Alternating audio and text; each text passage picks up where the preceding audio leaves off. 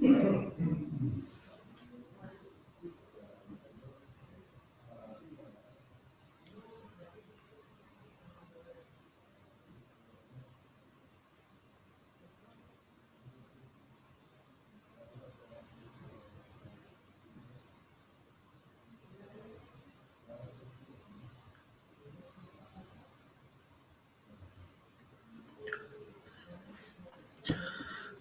alaikum everyone. Hope all of you are fine. जल्दी से सब लोग ज्वाइन कर लें क्लास को। आज हमारी डोमेन का वेरी फर्स्ट लेक्चर होगा जिसमें हम टेक्निकली कुछ चीज़ें देखेंगे अपने डोमेन से रेलिवेंट।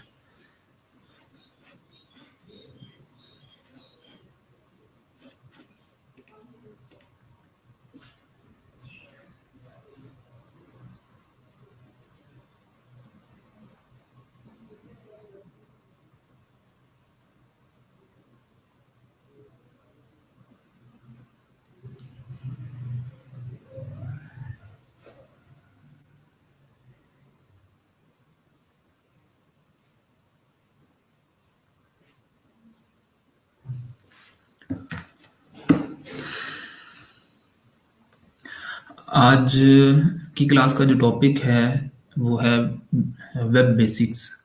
आज हम फंडामेंटल कॉन्सेप्ट्स को देखेंगे जो कि ज़रूरी हैं प्रॉपर किसी लैंग्वेज को सीखने से पहले।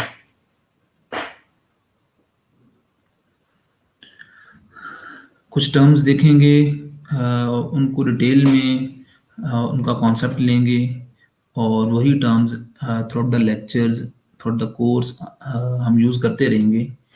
तो इंशाल्लाह आज का जो लेक्चर होगा वो हम उसमें काफ़ी सारी टेक्निकली चीज़ें देखेंगे।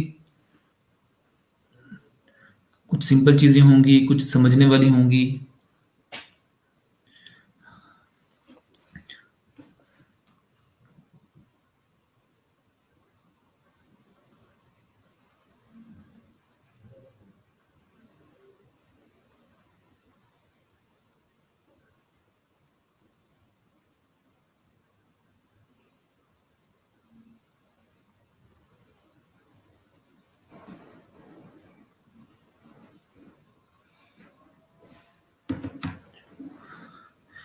जल्दी से बाकी लोग ज्वाइन कर लें।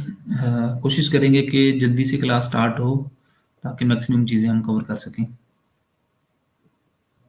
सबसे पहले जो कल चीज़ें हमने पढ़ी थी लेक्चर में उनके बारे में पूछा जाएगा। उस उनमें अगर कोई कन्फ्यूजन है तो वो डिस्कस की जाएंगी अगर कुछ क्यूरीज हैं। वरना हम आज अपना पहला लेक्चर स्टार्ट कर लेंगे।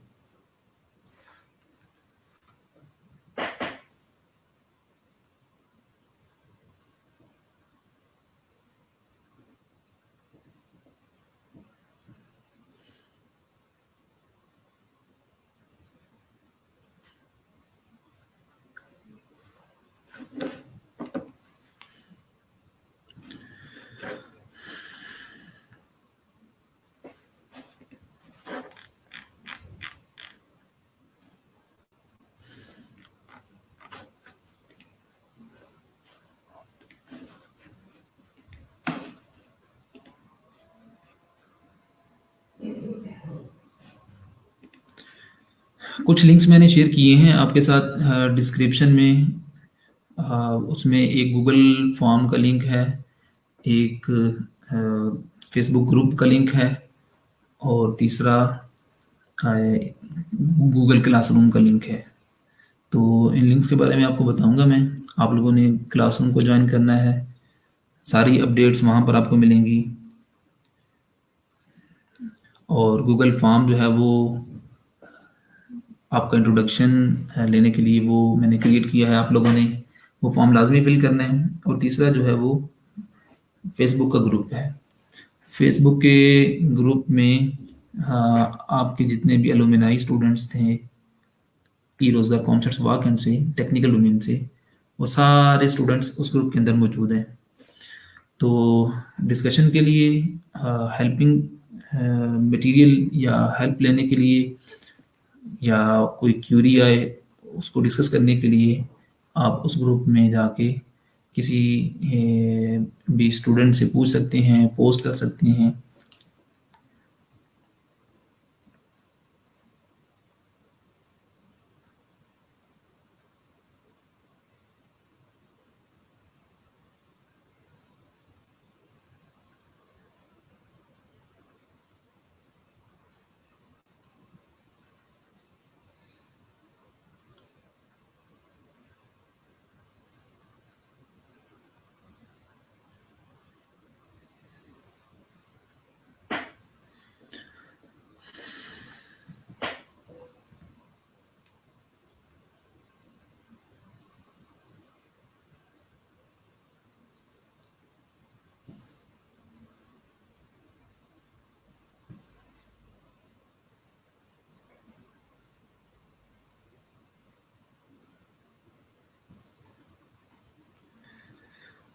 जिन लोगों ने भी रिक्वेस्ट सेंड की हैं, मैं आपको आपकी रिक्वेस्ट जो है वो अप्रूव कर देता हूँ।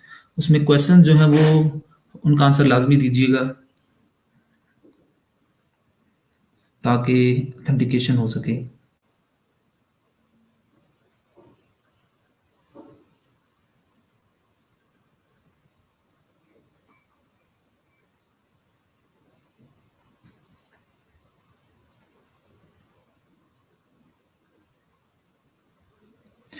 कुछ स्टूडेंट्स ने आंसर नहीं दिए, तो मेक श्योर कि आप लोग क्वेश्चंस के आंसर दें तो ही रिक्वेस्ट को अप्रूव किया जाएगा। वरना बहुत सारी और भी इररिलेवेंट रिक्वेस्ट आ रही होती हैं। तो जिस तरह मोहम्मद हसन है, मोहम्मद हसन, अ, क्या आप टेक्निकल डोमेन से हैं जिन्होंने भी रिक्वेस्ट सेंड की है? मैं अप्रूव कर देता हूँ, ऑब्वियसली आप ही होंगे। बाकी आप लोग अपना नाम लाजमी मेंशन करें। जो क्वेश्चन दिए हुए हैं आप वहाँ आंसर लाजमी दें।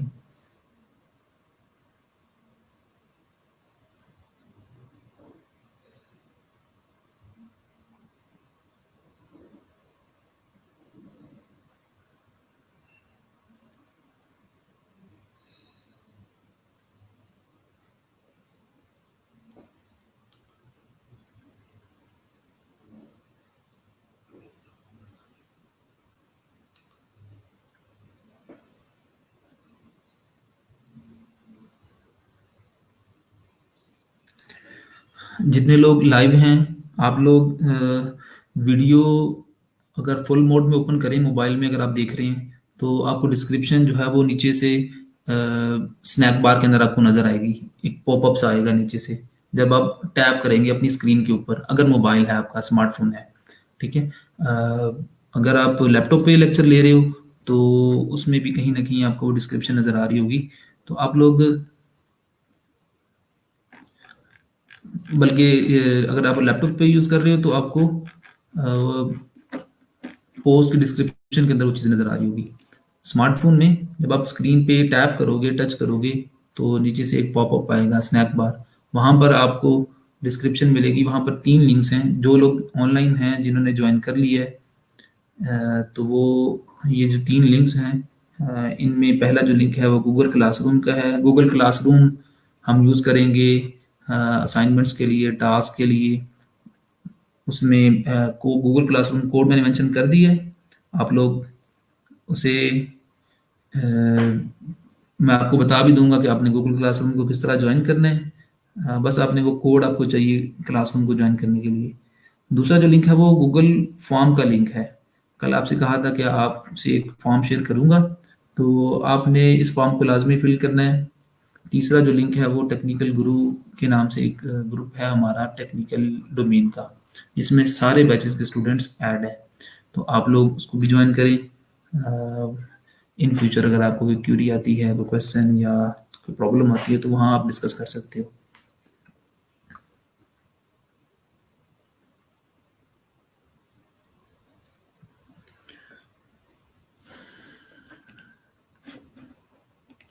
अच्छा, मुझे ये बताएं कि आप लोगों को नोटिफिकेशन मिलता है जब क्लास, जब लाइव स्ट्रीमिंग स्टार्ट होती है? आप कमेंट बॉक्स में बता दें कि आपको नोटिफिकेशन मिलता है, क्योंकि इधर हमारे एंड पे नोटिफिकेशन नहीं आ रहा। तो हो सकता है कि बहुत सारे स्टूडेंट्स नोटिफिकेशन ना मिलने की वजह से वो लेट या क्लास में ज्वाइन ना कर पा रहे हैं।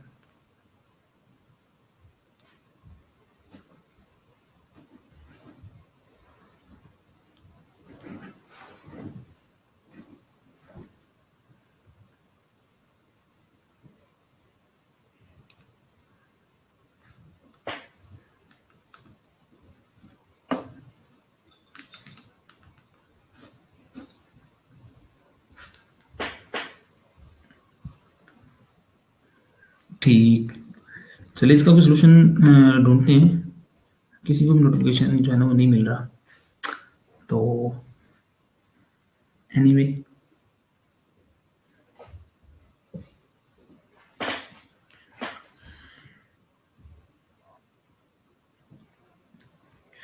अच्छा, गूगल फॉर्म जो आपसे शेयर किया है उसमें 3 से 4 चीज़ें आपसे पूछी गई हैं। आप सबसे पहले आपका नेम, दूसरा आपने अपनी स्किल्स को मेंशन करना है। आपने बताना है कि आपके पास ऑलरेडी क्या-क्या स्किल मौजूद है। ज़रूरी नहीं कि टेक्निकली कोई स्किल आप मेंशन करो। कोई भी स्किल आपके पास है, लाइक एमएस ऑफिस की भी स्किल है या कम्युनिकेशन स्किल है, तो वो भी आपने मेंशन करनी है, ठीक है? आपका जो बैकग्राउंड है, जिस भी प्रोग्राम में आपने डिग्री की हुई है, तो उससे रिलेवेंट अगर आपके पास कोई स्किल है, तो वो भी आप मेंशन कर दो, ठीक है? तो ये चीज़ें ज़रूरी हैं ताकि हम एक अच्छे अंदाज से अपने लेक्चर्स को लेकर चल सकें। और उसके अलावा 2 और चीज़ें हैं, उसमें आपने बताना है कि आपने टेक्निकल डोमेन को जॉइन क्यों किया। मुझे एक रीज़न पता हो, ठीक है? समटाइम्स क्या होता है कि स्टूडेंट्स आते हैं, उनको आइडिया नहीं होता, बस वो टेक्निकल का जो वर्ड है इसको देख के वो टेक्निकल डोमेन के जॉइन कर लेते हैं। उन्हें एक्चुअली आइडिया नहीं होता कि हमने इसमें सीखना क्या है। और एक और क्वेश्चन है उसमें आपसे पूछा गया कि आपकी एक्सपेक्टेशंस क्या हैं, ठीक है? तो आपने वो सारी क्वेश्चंस के आंसर देने हैं, ठीक है? अच्छे से दीजिएगा आंसर, ताकि मुझे आइडिया हो सके कि जो क्लास के अंदर स्टूडेंट्स हैं, ठीक है? मैंने उसे उन्हें किस तरह लेकर चलना है। 15 मिनट बाद अपनी क्लास को स्टार्ट करते हैं। तब तक मज़ीद अगर कोई स्टूडेंट शायद आ जाए।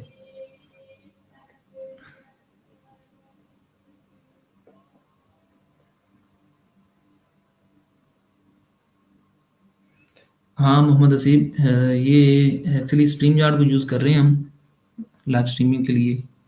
तो इसको ट्रिगर करेंगे कि इशू क्या है। आप लोग भी स्ट्रीम यार्ड को यूज़ कर सकते हो। अगर आपने कोई क्वेश्चन पूछने हैं, हाँ, तो आप उसको भी ज्वाइन कर सकते हो स्ट्रीम यार्ड को। आप की ऑडियो मेरे तक पहुंच जाएगी, तो ये एक बड़ा अच्छा टूल है। मैं आपसे इसका जो लिंक है वो मैं शेयर कर देता हूँ।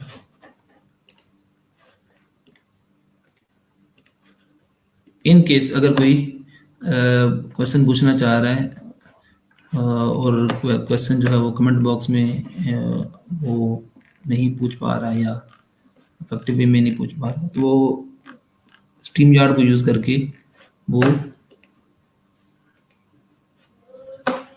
यूज़ कर सकता है, वो पूछ सकता है क्वेश्चन।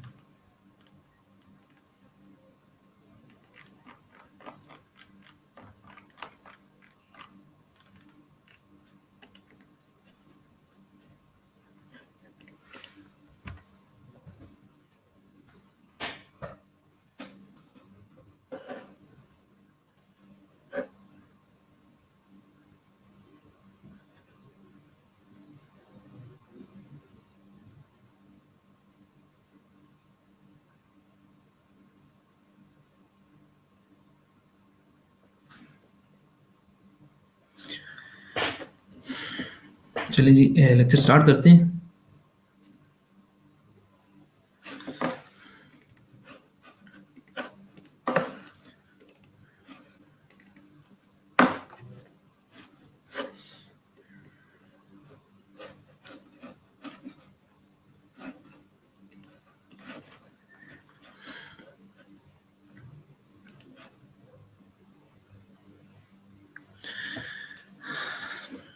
अच्छा, सबसे पहले आप लोग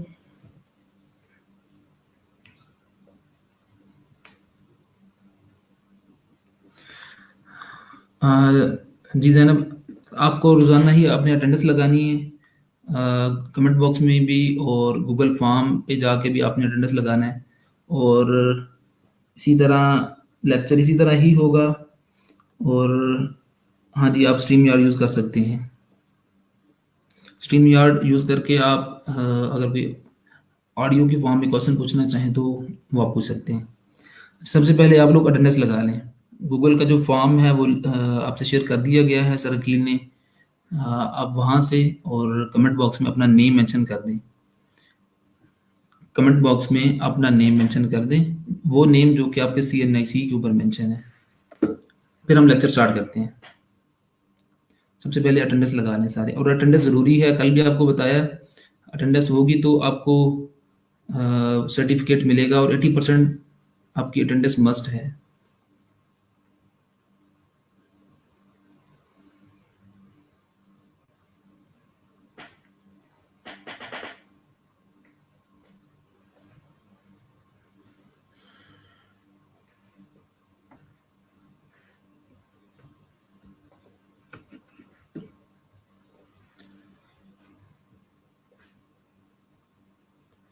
बाकी लोग भी अपनी अटेंडेंस लगा लें।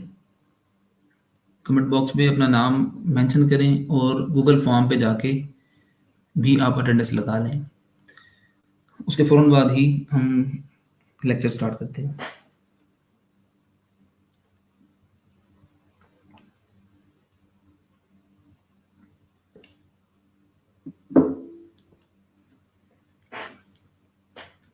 मैं आपको गूगल क्लासरूम का लिंक नहीं है, एक्चुअली कोड है अब्दुल हसीब। मैं आपको बल्कि बता देता हूँ कि किस तरह आपने गूगल क्लासरूम को ज्वाइन करना है। ठीक है, बाकी लोग जो है वो अटेंडेंस लगा लें। साथ में आपको मैं बता देता हूँ, गाइड कर देता हूँ कि अपनी गूगल क्लासरूम को ज्वाइन किस तरह करना है। ये तीनों काम आपने आज लाजमी करने हैं। जो तीनों लिंक्स आप से शेयर किए गए हैं, आपने गूगल क्लासरूम, फेसबुक ग्रुप और फॉर्म लाजमी फिल करना है। अच्छा, गूगल क्लासरूम को ज्वाइन करने के लिए आप लिखोगे classroom.google.com। ये उसका URL है, classroom.google.com, या वैसे आप सर्च कर लो गूगल क्लासरूम। तो जो पहला लिंक आएगा आप उस पर क्लिक करोगे। तो इसके लिए ज़रूरी है कि आपका जीमेल का अकाउंट लॉगिन हो। ठीक है, आप गूगल क्लासरूम को ज्वाइन करते हो अपने जीमेल अकाउंट के थ्रू। फॉर एग्जांपल, मैं गूगल अकाउंट के थ्रू अपने इस क्लासरूम को ज्वाइन करना चाहूँ अगर, तो कैसे मैं ज्वाइन करूँगा? ठीक है, तो आपके पास क्लास कोड होना चाहिए गूगल क्लासरूम को ज्वाइन करने के लिए, वो मैंने शेयर कर दिया है। तो आपने सिंपली classroom.google.com या गूगल पे गूगल क्लासरूम लिख के जो पहला लिंक आएगा उस पर क्लिक करेंगे तो ये वाला इंटरफेस आ जाएगा। ठीक है, तो जिस ईमेल के थ्रू आप क्लासरूम ज्वाइन करना चाहो, ठीक है, वो मेक श्योर कि वो सिलेक्टेड हो यहाँ पर। अगर कोई आप चेंज करना चाहो तो आपको पता है कि वो आप यहाँ से चेंज कर सकते हो। तो यहाँ से आपने इस पर क्लिक करना है, ये जो प्लस वाला आइकन है, तो ज्वाइन क्लास। ज्वाइन क्लास के लिए आपके पास क्लास कोड होना चाहिए। क्लास कोड मैंने आपसे शेयर कर दी है, वो आप यहाँ पर पेस्ट करेंगे तो आप क्लास को ज्वाइन कर लेंगे। ठीक है, फॉर एग्जांपल मैं यहाँ से ये क्लास कोड है, इसको मैं कॉपी करता हूँ, तो यहाँ मैं पेस्ट करूँगा ज्वाइन। तो सिंपल एक क्लिक पे आप क्लास को ज्वाइन कर लोगे। तो कोशिश करें कि अभी आप ज्वाइन कर लें, वरना क्लास के बाद आप ज़रूर इसे ज्वाइन करें। मैं सारी असाइनमेंट्स, सारे जो टास्क हैं वो मैं आपसे इसी क्लासरूम में ही शेयर किया करूँगा। ये जो फेसबुक का ग्रुप है ये लाइव स्ट्रीमिंग के लिए है, ऑनलाइन लेक्चर्स के लिए हम यूज़ करेंगे, और बाकी जो असाइनमेंट्स हैं वो हम यहीं पे डील किया करेंगे। आपके क्विज़ेज़ अगर हुए तो वो यहीं पर होंगे। असाइनमेंट्स तो होंगी, टास्क तो मैं आपको दूँगा, तो आपने वो इधर ही आपसे शेयर किया जाएगा। और कोशिश करें कि इस तरह के प्लेटफ़ॉर्म्स को यूज़ करना आप सीखो। ठीक है, हर काम के लिए फ़ेसबुक यूज़ नहीं की जाती हर जगह। दूसरा, ये जो हमारा फ़ेसबुक का ग्रुप है, उसका लिंक शेयर करने का मतलब ये है, मकसद ये है कि अगर आपको कोई क्यूरी या कोई प्रोजेक्ट मिलता है या आपको हेल्प चाहिए, तो आप टेक्निकल गुरु ग्रुप में जाके वहाँ किसी से भी पूछ सकते हो, हेल्प ले सकते हो। वहाँ पर तमाम स्टूडेंट्स मौजूद हैं ई रोज़गार कॉमर्स वाक टेक्निकल डोमेन के। और जो तीसरा लिंक है गूगल फॉर्म, वो इसलिए ज़रूरी है ताकि मुझे आइडिया हो कि आपका बैकग्राउंड क्या है। चलिए स्टार्ट करते हैं जी। अच्छा, ये सबसे पहले मुझे ये बताएं कि कल वाली जो लेक्चर में मैंने आपसे कहा था कि आपने जो कोर्स कंटेंट है उसको देख कर लाना है, कितने लोगों ने उस कोर्स कंटेंट को गूगल पे जाके सर्च किया? सबसे पहले ये बता दें।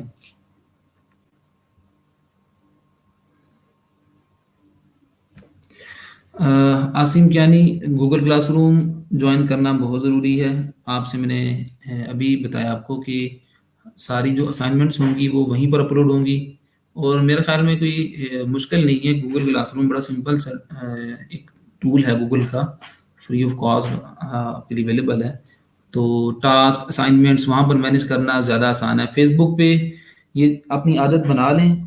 प्रोफेशनली अगर आप कहीं पर भी जाओगे किसी भी कंपनी या सॉफ्टवेयर हाउस में, तो वहाँ पर कोई फेसबुक यूज़ नहीं की जाती, कोई व्हाट्सएप यूज़ नहीं किया जाता। वहाँ पर इसी तरह के ही प्लेटफॉर्म्स को यूज़ किया जाता है। तो आप यूज टू हो जाएं, ठीक है। फेसबुक बिल्कुल नहीं यूज़ करना हमने। फेसबुक सिर्फ ये लाइव स्ट्रीमिंग ऑनलाइन लेक्चर्स के लिए, और वो भी इसलिए क्योंकि सिचुएशन आपके सामने है, ठीक है। वरना आई विल ट्राई के कम से कम हम फेसबुक को यूज़ करें। हाँ, अगर कोई क्यूरी आपको आती है तो आप उस टेक्निकल ग्रुप में जाके पूछ सकते हो।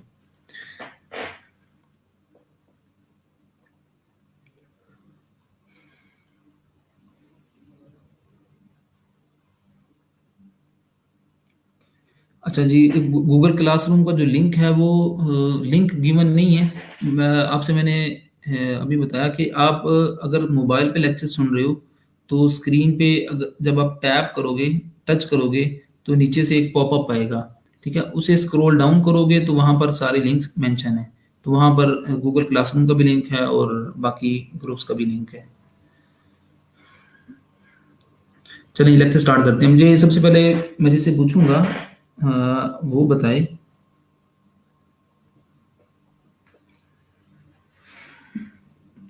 कि, चलें, थैंक यू उज़मा, आपने शेयर कर दिया। तो आप यहाँ से कोई भी जिनको नहीं मिल रहा वो यहाँ से उज़मा चौधरी ने कमेंट में सारे लिंक्स मेंशन कर दी, आप वहाँ से देख के ज्वाइन कर सकते हो।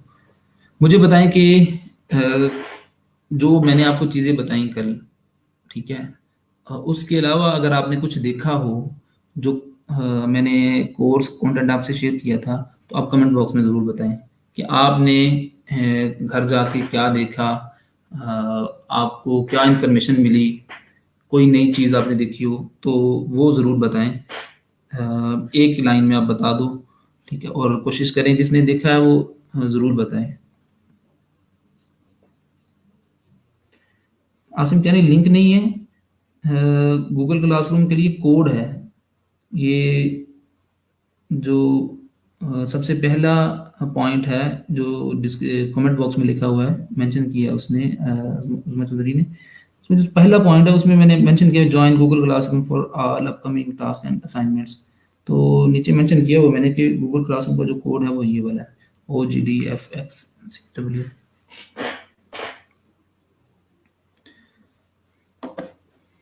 आपको क्या लगता है कि वर्डप्रेस की कितनी डिमांड है, या बाकी जो चीज़ें PHP उसकी क्या वर्थ है? अपने लफ्ज़ों में आप बताएं। फॉर एग्जांपल, अगर कोई आपसे पूछता है कि आप टेक्निकल डोमेन में क्यों पढ़ रहे हो, क्या पढ़ रहे हो, वेब डेवलपमेंट सीख रहे हो, क्यों सीख रहे हो, क्या स्कोप है इसका, तो आप उसको क्या आंसर करोगे? आपको खुद भी बताना चाहिए। और अगर आपसे कोई पूछता है तो आप क्या बताओगे उसको?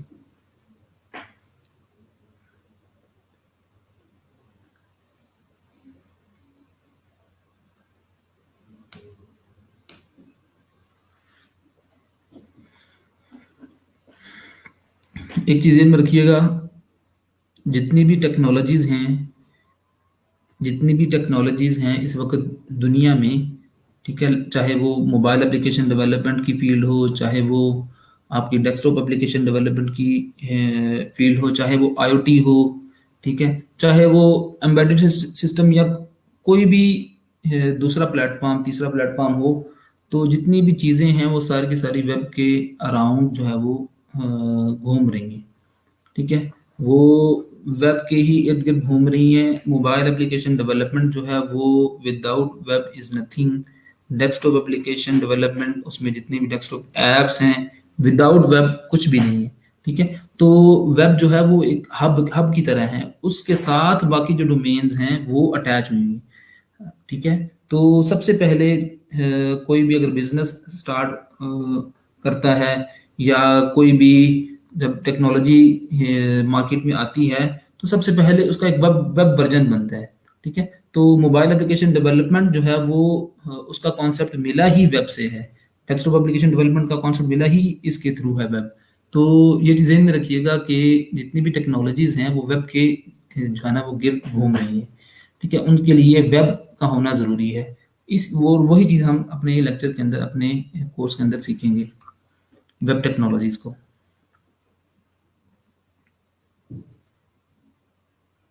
हाँ, आप गूगल प्ले स्टोर से भी इस एप्लीकेशन को लाजमी डाउनलोड कर लें। एहसन अब्बास ने बिल्कुल ठीक मेंशन किया। आप गूगल प्ले स्टोर से गूगल क्लासरूम की एप्लीकेशन डाउनलोड करें, और वहाँ पर आप उसको यूज़ करें, आपके लिए आसानी होगी, आपको नोटिफिकेशन भी मिलते रहेंगे।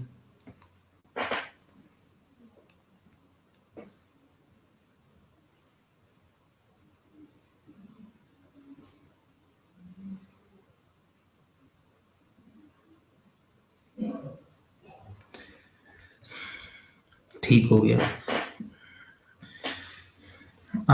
ठीक है, हर बंदे ने देखा होगा। तो मज़ीद आप इसमें देखिएगा, कोई कन्फ्यूजन हो तो ज़रूर पूछें।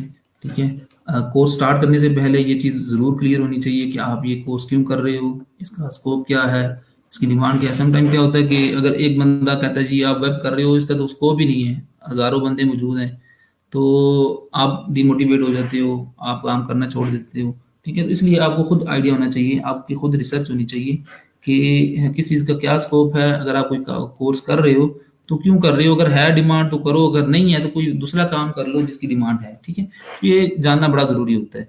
और हम करते क्या हैं, हम लोगों से पूछते हैं जी बताओ मुझे क्या करना चाहिए, या डिसीजन जो हम लेते हैं वो लोगों की बातों पे, लोगों के इंस्ट्रक्शन के ऊपर हम अपना डिसीजन जो है ना वो बेस कर रहे होते हैं।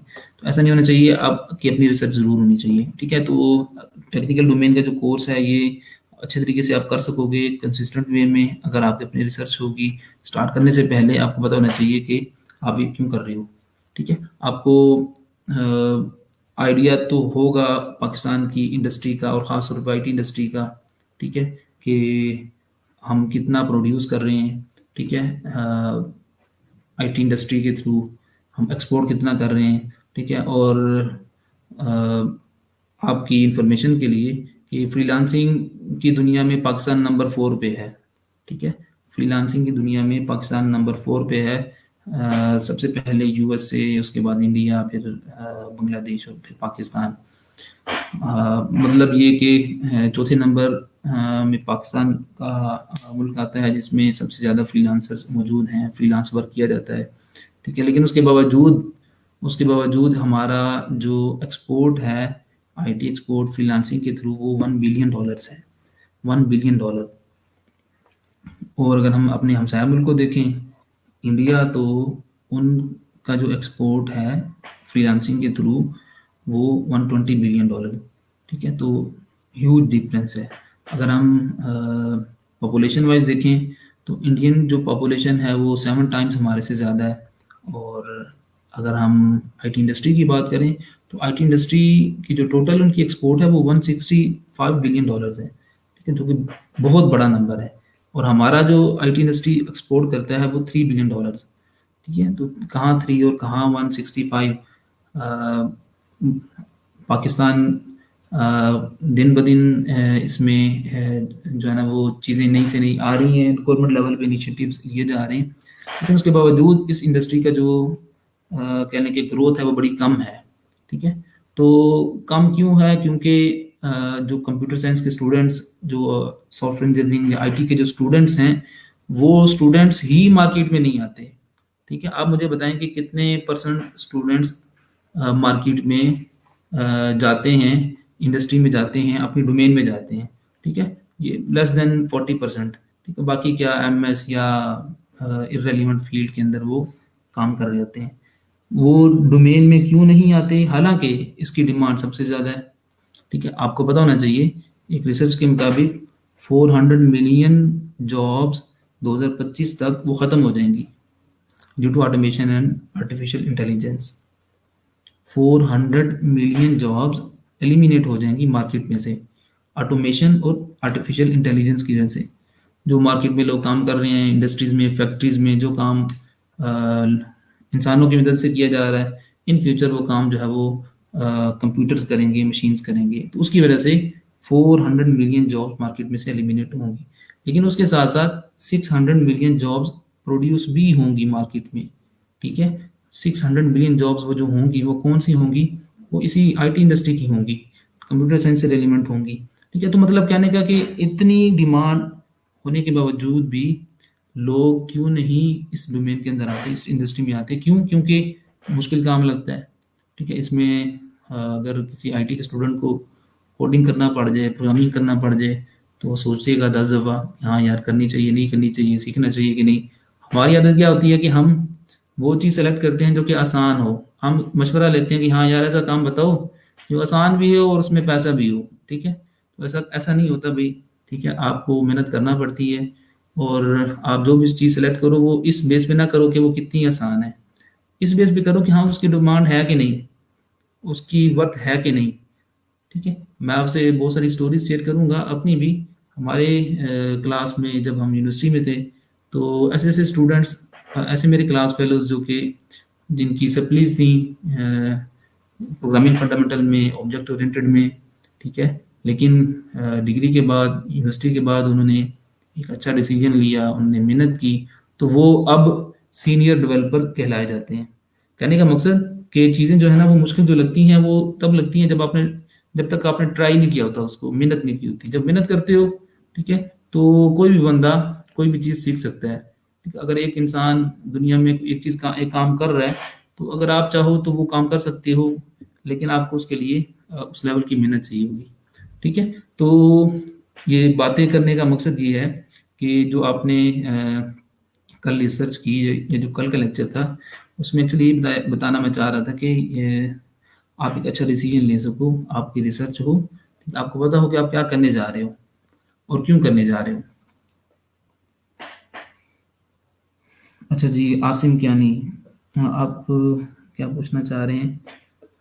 जिन स्टूडेंट्स का वर्डप्रेस में एक्सपीरियंस नहीं है, न्यू स्टूडेंट्स हैं, क्या 3 मंथ में कंप्यूटर लैंग्वेज बिल्कुल सीख जाएंगे? ये अभी तो मैं कह ही सकता हूँ, क्योंकि 3 माह बाद।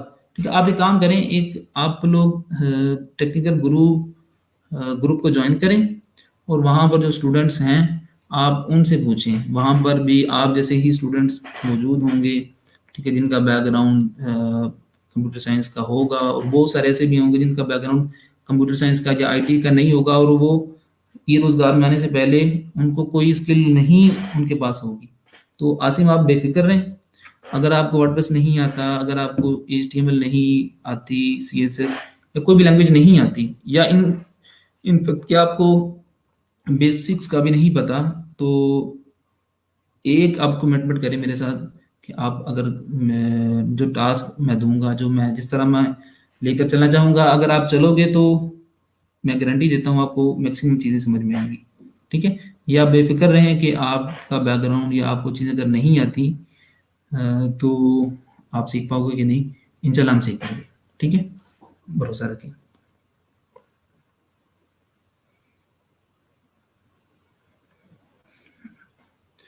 अच्छा जी, कोशिश किया करें कि क्वेश्चन जो है ना वो लाजमी पूछें। कल भी आपसे कहा था, क्वेश्चंस पूछेंगे तो क्लास इंगेजमेंट बढ़ेगी। ठीक, क्रॉस क्वेश्चनिंग होगी तो क्लास अटेंड करने का भी मज़ा होगा, और मुझे लेक्चर डिलीवर करने का भी मज़ा आएगा।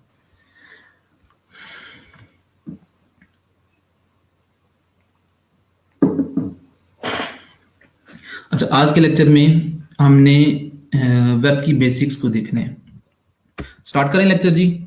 कमेंट बॉक्स में बताएं, लेक्चर स्टार्ट करें ताकि आइडिया हो कि लेक्चर सुन भी रहे हैं या इधर उधर। हाँ जी, सैयद जैन अली, बिल्कुल। वर्डप्रेस का काम बहुत ज़्यादा है फाइवर के ऊपर। सेकंड नंबर या थर्ड नंबर पे आता है वर्डप्रेस, ठीक है। और इस साल की जो रैंकिंग है, रेटिंग है, उसके मुताबिक फाइवर जो है वो, वर्डप्रेस जो है वो फाइवर पे सेकंड नंबर पे है, पहले नंबर पे वो, ठीक है, कोई और टेक्नोलॉजी।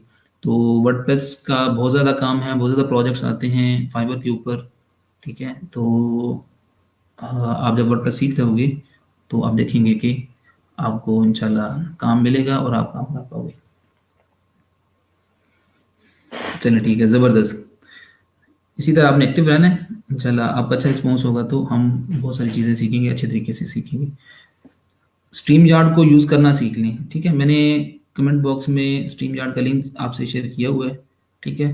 तो फॉर इफेक्टिव कम्युनिकेशन आप स्ट्रीम यार्ड से क्वेश्चन पूछेंगे तो मेरे ख्याल में ज़्यादा आपको मुझे क्वेश्चन की भी समझ आएगी अच्छे तरीके से, और आपको मेरे आंसर की भी अच्छे तरीके से समझ आएगी। तो स्ट्रीम यार्ड को यूज़ करना भी आप सीख लें, वो बड़ा सिंपल से, आपने लिंक पे क्लिक करना है और आपने जस्ट ज्वाइन कर लेना है। अगर नहीं पता तो आप उसके लिए कोई वीडियो आप देख लो। अच्छा, मोहम्मद फिरोज खान, ड्रीम वीवर पे बिल्कुल नहीं करेंगे। मैं आपको बताऊंगा कि आपने कौन सा आईडीई यूज करना है, कौन सा टूल यूज करना है, ठीक है। तो वो मैं आपको बताऊंगा इंशाल्लाह। हम वैसे ब्रैकेट को यूज करेंगे H T M L C S S के लिए, और उसके बाद पीएचपी स्टॉर्म को यूज करेंगे पीएचपी डेवलपमेंट के लिए। ये जो ड्रीम वीवर है ये कह लो कोई इफेक्टिव वे नहीं है लर्निंग के पॉइंट ऑफ व्यू से। स्टार्ट करते हैं जी आज का लेक्चर। आज हमने फंडामेंटल कॉन्सेप्ट्स को देखना है, बहुत सारी टर्म्स को देखना है, बहुत सारी टर्मिनोलॉजीज को देखना है। वो टर्मिनोलॉजीज पूरे कोर्स के अंदर हम बार बार कहीं ना कहीं यूज कर रहे होंगे, ठीक है। तो उनमें से कुछ चीज़ों का आपको आइडिया होगा, शायद बहुत सारी चीज़ों का आपको आइडिया हो, लेकिन फिर भी हम इन डेप्थ उनको देखेंगे, ठीक है। तो कुछ चीज़ें ऐसी होंगी जिनको हम नाम तो सुना होगा लेकिन उसका कॉन्सेप्ट नहीं होगा, तो वो आज के लेक्चर में हम उसको डिटेल में देखेंगे। मिर्ज़ा इमरान, ज़बरदस्त, आप लोगो डिज़ाइनिंग कर रहे हो 2016 से, वेरी गुड। लोगो डिज़ाइनिंग का भी काम है, ठीक है, बहुत ज़्यादा काम है माशाल्लाह। तो गुड टू हियर कि आप लोग वर्डप्रेस या ये चीज़ें भी सीख रहे हो साथ में।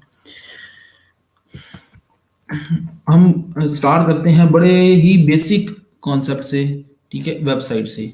और वेबसाइट का नाम तो आपने सुना होगा, लेकिन मैं इसको अपने कोर्स के पॉइंट ऑफ व्यू से डिफाइन करूंगा, ठीक है, कि वेबसाइट होती क्या है। सपोज कर लें आप इंटरव्यू टेबल पे बैठे हुए हो और आपसे अगर कोई पूछे कि व्हाट इज अ वेबसाइट, आप क्या आंसर दोगे, ठीक है। अगेन ये बड़ी बेसिक चीजें हैं, लेकिन आज के लेक्चर में ही आप देखेंगे कि हम बेसिक से स्टार्ट करेंगे और बहुत सारी जो है ना वो एडवांस टर्म्स को भी देखेंगे, ठीक है। तो सबसे पहले ये बताएं, सपोज करें आप इंटरव्यू के टेबल में बैठे हो, ठीक है, आप बताएं, आपसे पूछा जाए कि वेबसाइट की डेफिनेशन क्या है, ठीक है, एक टेक्निकली आप इसको किस तरह डिफाइन करोगे, जल्दी से बता दें। और गूगल नहीं करना, जो आपको आइडिया है, जो आपको पता है, आपने आपका जो नॉलेज है उसकी बेस पर हमें बताना है। जल्दी से एक लाइन में बता दें, उर्दू में बताएं, इंग्लिश में बताएं, जैसे मर्जी बताएं। What is a website? A book of library, हाँ आप रिलेट कर सकते हो मोहम्मद हसीब, ठीक है, जबरदस्त। Website is actually a collection of web pages, collection of web pages, बिल्कुल ठीक। Any other definition? बिल्कुल ठीक। टेक्निकली अगर आप इसको डिफाइन करो तो ये वाकई ही इन्होंने बिल्कुल ठीक कहा, कलेक्शन ऑफ वेब पेजेस, ठीक है। तो वेबसाइट जो होती है वो कलेक्शन ऑफ वेब पेजेस का नाम है, ठीक है, एक वेबसाइट को डेवलप करने का मतलब ये है कि आपने उस वेबसाइट के वेब पेजेस को डेवलप करने हैं। ठीक है, अगर एक क्लाइंट आपसे आके कहता है कि मुझे एक वेबसाइट डेवलप करवानी है, तो एक्चुअली आप as a web developer web pages को डेवलप करोगे, वेब पेजेस को बनाओगे। ठीक है, तो दुनिया में जितनी भी वेबसाइट्स हैं, ठीक है, हर वेबसाइट जो है उसके अंदर वेब पेजेस होते हैं। एक वेबसाइट बनती है मल्टीपल वेब पेजेस से मिलकर। ठीक है, बिल्कुल इसी तरह जिस तरह मोहम्मद हसीब ने बताया कि एक वेबसाइट एक बुक की तरह होती है, एक बुक मल्टीपल पेजेस से मिलकर बनती है। ठीक है, तो बिल्कुल उसी तरह एक वेबसाइट जो है वो मल्टीपल वेब पेजेस से मिलकर बनती है। ठीक है, तो उन वेब पेजेस को एक्चुअली आप डेवलप करते हो। जब आपसे कहा जाता है, जब मैं आपको टास्क दूंगा कि हाँ आप फला फला वेबसाइट बना दो, तो एक्चुअली आप वेब पेजेस को बनाओगे। बिल्कुल इसी तरह अगर कोई ऑथर हो, उसने कोई बुक बनानी हो, बुक लिखनी हो, तो वो उसके पेजेस को लिखेगा। बुक पेजेस जो है ना वो बनाएगा, एक पेज, दो पेज, तीसरा पेज, तो पेजेस से मिलकर एक बुक बनेगी, वेब पेजेस से मिलकर एक वेबसाइट बनेगी। फॉर एग्जाम्पल यहाँ से मैं अगर कोई भी वेबसाइट ओपन करता हूँ, फॉर एग्जाम्पल W3 स्कूल या W3 टेक, यही अगर मैं वेबसाइट ओपन करता हूँ, तो ये जो इंटरफेस आपके सामने नजर आ रहा है, एक्चुअली ये एक वेब पेज है। ठीक है, इस वेबसाइट को जिस बंदे ने भी, जिस डेवलपर ने भी बनाया होगा, ठीक है, एक्चुअली उसने मल्टीपल वेब पेजेस को बनाया होगा, डेवलप किया होगा। तो ये एक पेज है, ठीक है, जो आपको कंटेंट नजर आ रहा है। ठीक है, अब इसी वेबसाइट का दूसरा पेज अगर मैं फॉर एग्जांपल इस पे क्लिक करता हूं, तो अब ये दूसरा पेज ओपन हुआ है वेबसाइट का। इसी तरह तीसरा पेज, चौथा पेज, तो डिपेंड करता है वेबसाइट की रिक्वायरमेंट्स के ऊपर कि वेबसाइट के अंदर फीचर्स क्या कुछ हैं, तो उसकी बेस पे उसके वेब पेजेस जो हैं वो डिफाइन किए जाते हैं, और नंबर ऑफ वेब पेजेस भी वेबसाइट के फीचर्स के ऊपर डिपेंड करती है। ये बड़ी बेसिक सी चीज़ है। ठीक है, ये उन लोगों के लिए, उन बच्चों के लिए जिनको आइडिया नहीं है। ठीक है, तो ये सिर्फ बात आपके, ये बात जहन में बिठाना बहुत ज़रूरी है कि अगर एक क्लाइंट आपसे आके कहता है या कोई भी बंदा कि मेरी वेबसाइट को डेवलप कर दो, मैंने वेबसाइट बनानी है, तो आप एक्चुअली वेबसाइट बनाते वक्त वेब पेजेस बनाओगे। ठीक है, मल्टीपल वेब पेजेस होंगे। ठीक है, तो आप उनको डेवलप करोगे, उनको बनाओगे, तो मल्टीपल वेब पेजेस मिलकर एक वेबसाइट जो है वो बनेगी। अच्छा, आगे चलते हैं जी। एक वेबसाइट जो है, उसके एक पेज के ऊपर उसका कंटेंट होता है। अब कंटेंट क्या चीज़ है, आपको बहुत सारे बच्चों को पता होगा, जिनको आइडिया नहीं है उनको मैं बता देता हूँ। ठीक है, मैं बार बार टर्म यूज करूंगा कंटेंट की, वेब पेज के कंटेंट, वेबसाइट का कंटेंट। ठीक है, तो कंटेंट में एक्चुअली क्या चीज़ आएगी, क्या कुछ आएगा, वो भी आपको बताना चाहिए। कोशिश करें कि ये सारे जो पॉइंट्स है ये आप साथ में फोल्डर में नोट करते जाएं। आप इसको मजीद भी देखिएगा, बहुत सारी चीज़ें आपको और भी मिलेंगी। एक वेब पेज के कंटेंट में दो तरह की चीज़ें हो सकती हैं, ग्राफिकल कंटेंट या टेक्सचुअल कंटेंट। ठीक है, आप कोई भी दुनिया का की वेबसाइट का कोई भी पेज उठा के देख लो, उसमें या तो ग्राफिकल कंटेंट होगा। ठीक है, ग्राफिकली चीज़ें आपको मिलेंगी। ग्राफिकली चीज़ों में क्या कुछ, आपको इमेज मिल सकती है, आपको आइकन मिलेगा, आपको लोगो मिलेगा, कोई बैकग्राउंड इमेज होगी, इस तरह की चीज़ें, कोई वीडियो आपको मिलेगी। ठीक है, या फिर आपको टेक्सचुअल कंटेंट मिलेगा। टेक्सचुअल कंटेंट से मुराद कि ये टेक्स्ट आपको, हेडिंग्स आपको मिलेंगी, पैराग्राफ आपको मिलेगा। ठीक है, तो ये सारी चीज़ें, तो ये वेबसाइट का कंटेंट है। ठीक है, तो आप इस वेब पेज को देख सकते हो, आपको वही चीज़ें नज़र आ रही हैं, टेक्सचुअल कंटेंट या ग्राफिकली कंटेंट। ठीक है, तो वेब पेज के कंटेंट की बात जब भी होगी, तो फौरन आपके जहन में उस वेबसाइट का ये कंटेंट आपको, आपके जहन में आना चाहिए। ठीक है, यहाँ से अगर मैं कोई भी दूसरी वेबसाइट ओपन करता हूँ, ठीक है, तो आप देखेंगे कि हर वेबसाइट का अपना कंटेंट होगा। ठीक है, और उसमें अगर हम देखेंगे तो या तो इमेजेस मिलेंगी, या आपको लोगो या वीडियो, या फिर आपको कुछ टेक्स्ट मिलेगा। ठीक है, अब ये देख लें, ये एक इमेज है, ये हेडिंग, पैराग्राफ, और ये सारा पैराग्राफ और यही दो चीज़ें आपको नजर आएंगी, ये सारा टेक्स्ट। ठीक है, तो वेबसाइट बेसिकली नाम है कलेक्शन ऑफ वेब पेजेस का, और एक वेबसाइट के कंटेंट में क्या कुछ आता है ये आपको बता दिया मैंने। अगली बात, टाइप्स ऑफ अ वेबसाइट। ठीक है, एक वेबसाइट की टाइप्स कितनी होती हैं, इसको हम वन बाय वन देखते हैं, और यही एंड तक हमारे लेक्चर में यही चीज़ें डिस्कस होंगी। हाँ बिल्कुल जी, content means data like text या विजुअल कंटेंट, बिल्कुल विजुअल कंटेंट के अंदर वही आपकी ग्राफिकल कंटेंट आ जाता है। अच्छा, टाइप्स ऑफ अ वेबसाइट। ठीक है, तो आप अपने अराउंड बहुत सारे नाम सुनते होंगे, स्टैटिक वेबसाइट, डायनामिक वेबसाइट, उसके बाद यहाँ आपको बता दें informational website, e commerce, blog, portfolio website, web application क्या होती है, वेब पोर्टल क्या होता है, वेब फॉर्म क्या होता है, फ्रेमवर्क क्या होता है। अब ये सारी चीज़ें हमने मन पर मन देखनी है, और एटलीस्ट एक लाइन आपके जहन में होनी चाहिए, जब भी कोई नाम आए तो फौरन आपके जहन में एक लाइन की सूरत में आपकी उसकी आपके जहन में वो डेफिनेशन आनी चाहिए। ठीक है, तो अगर कोई आपसे पूछ ले या आप किसी को समझाना चाह रहे हो, तो उसको आप एक लाइन में आप उसको डिफाइन कर दो। ठीक है, जो भी कॉन्सेप्ट आपसे कोई पूछा जाए। अब हम वेबसाइट की टाइप्स को देखते हैं। स्टैटिक वेबसाइट्स, ये नाम आप बार बार सुनोगे कि मेरी वेबसाइट जो है वो स्टैटिक है, तेरी वेबसाइट स्टैटिक है, या क्लाइंट की वेबसाइट स्टैटिक है, या क्लाइंट कहेगा मेरी मुझे एक स्टैटिक वेबसाइट बना दो।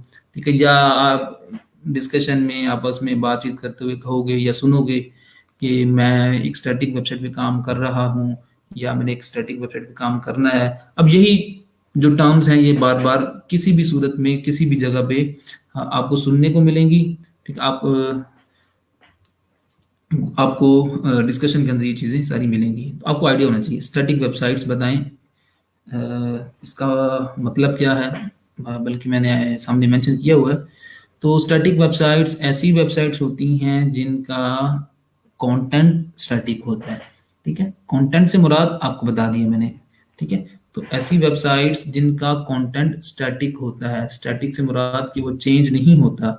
आज आप देखो वही कंटेंट, वही आपको चीज़ें नज़र आएंगी। अगर आप कल को वेबसाइट ओपन करो फिर भी वही चीज़ें, 10 दिन बाद, एक माह बाद ओपन करो, उसका जो कंटेंट है वो स्टैटिक ही रहे। ठीक है, तो उन वेबसाइट्स को स्टैटिक वेबसाइट्स कहते हैं। ठीक है, तो स्टैटिक वेबसाइट्स में अगर एग्जांपल की बात करें तो जो पोर्टफोलियो वेबसाइट्स होती हैं वो ज़्यादातर जो लोग हैं वो स्टैटिक वेबसाइट पे ही अपना पोर्टफोलियो बिल्ड करते हैं। ठीक है, या फिर यूं समझ लें, स्टैटिक वेबसाइट को अगर आपने समझना हो, या स्टैटिक वेब पेज को। ठीक है, स्टैटिक वेबसाइट का मतलब क्या होगा कि एक ऐसी वेबसाइट जो कि स्टैटिक वेब पेजेस से मिलकर बने। ठीक है, तो वो स्टैटिक वेबसाइट कहलाएगी। अब स्टैटिक वेब पेज से मुराद क्या है, उसकी एग्जांपल मैं आपको यहाँ पर बता देता हूँ। फॉर एग्जांपल, मैं यहाँ पर एक वेबसाइट ओपन करता हूँ, नेक्स्ट ब्रिज। नेक्स्ट ब्रिज का आपको आइडिया होगा, ये पाकिस्तान की एक आईटी कंपनी है, टॉप 10 में इसका नाम है। तो स्टैटिक वेब पेज से मुराद क्या है हम ये देखने जा रहे हैं।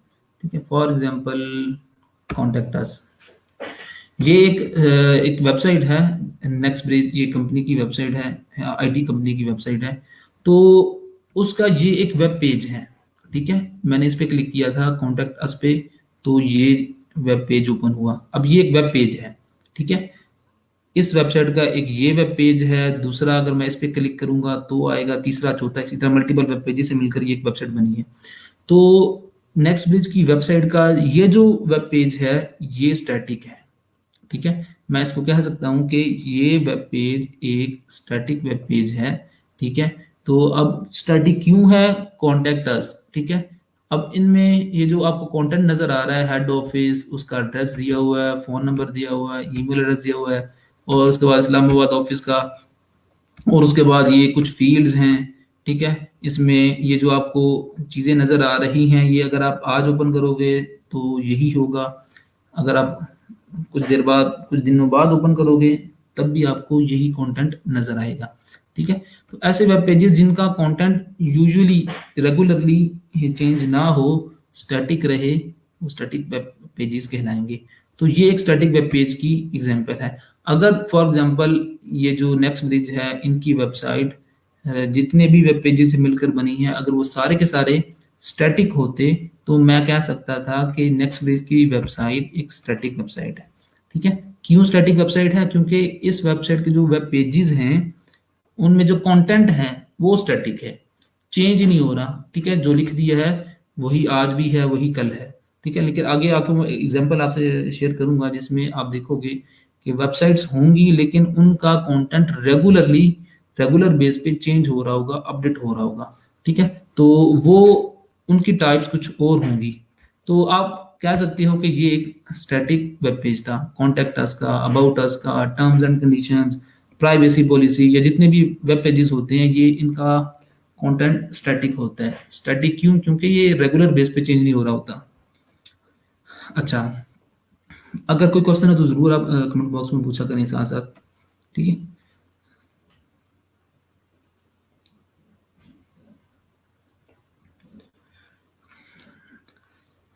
Dynamic websites. अच्छा, ये जो स्टैटिक वेबसाइट्स हैं, स्टैटिक वेबसाइट्स बनती T M T M L C S S के थ्रू। ठीक है। H T M L C S S, JavaScript, jQuery, इन स्किल्स के थ्रू आप स्टैटिक वेबसाइट बना सकते हो। मतलब कि अगर आप H T M L C S S, JavaScript सीख लोगे तो आप एक स्टैटिक वेबसाइट बना सकते हो। आगे चलते हैं। अब ये मज़ीद मैं आपको इसके बारे में बताऊंगा जब आप H T M L C S S वगैरह सीख लोगे। डायनामिक वेबसाइट, स्टैटिक वेबसाइट का ऑपोजिट डायनामिक वेबसाइट होगी। मतलब अगर ऐसी वेबसाइट्स जो डायनामिक वेब पेजेस से मिलकर बने, वो डायनामिक वेबसाइट कहलाएगी। ठीक है।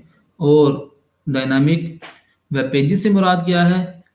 अगेन स्टैटिक वेबसाइट की तरह कि डायनामिक वेब पेजेस से मुराद ऐसे वेब पेजेस जिनका कंटेंट जो है वो चेंज होता रहे, जिनका कंटेंट डायनामिक हो, रेगुलर बेस पे वो चेंज होता रहे। तो वो सारी की सारी जो वेबसाइट्स होंगी वो डायनामिक होंगी। और मोर देन कह लो 99% जो वेबसाइट्स हैं वो आपकी डायनामिक ही होती हैं, अराउंड 99%। ठीक है। क्योंकि जो भी वेबसाइट बनती है वो डायनामिक ही होती है, उसका कंटेंट जो है ना वो चेंज हो रहा होता है। तो डायनामिक वेबसाइट की एग्जांपल अगर हमने देखनी हो तो हम यहाँ पर हम जियो न्यूज़ की ही वेबसाइट ओपन करके देख लेते हैं। ठीक है। जियो न्यूज़, अब एग्जैक्टली जियो न्यूज़ है क्या, इसको हम आगे जाके देखेंगे। लेकिन अ, अगर आप डायनामिक वेबसाइट की एग्जांपल लेना चाहो, देखना चाहो, तो आप देख सकते हो कि ये एक डायनामिक वेबसाइट है। यहाँ पर जो आपको कंटेंट नज़र आएगा वो ट्रेंडिंग कंटेंट होगा। ठीक है। वो रेगुलर बेस पे अपडेट हो रहा होगा। यहाँ पर जो टाइटल आपको नज़र आ रहा है, ये अभी तो ये टाइटल आपको नज़र आ रहा होगा, लेकिन हो सकता है कि आधे घंटे बाद, 1 घंटे बाद आप ओपन करो तो ये टाइटल आपको नज़र ना आए, या 1 दिन बाद ओपन करो तो ये टाइटल चेंज हो जाए। ये जो ऊपर आपको कंटेंट नज़र आ रहा है, जो नंबर्स आपको नज़र आ रहे हैं, ये कोरोना वायरस के स्टैट्स हैं। तो ऑब्वियसली आपको पता है कि अगर आप कुछ देर बाद इसको दोबारा रीलोड करोगे तो ये कंटेंट इसका चेंज हो चुका होगा। ठीक है। तो एक ऐसी वेबसाइट जिसका कंटेंट चेंज होता रहे रेगुलर बेस पे, ठीक है, तो आप उस वेबसाइट को कहोगे डायनामिक वेबसाइट। ठीक है।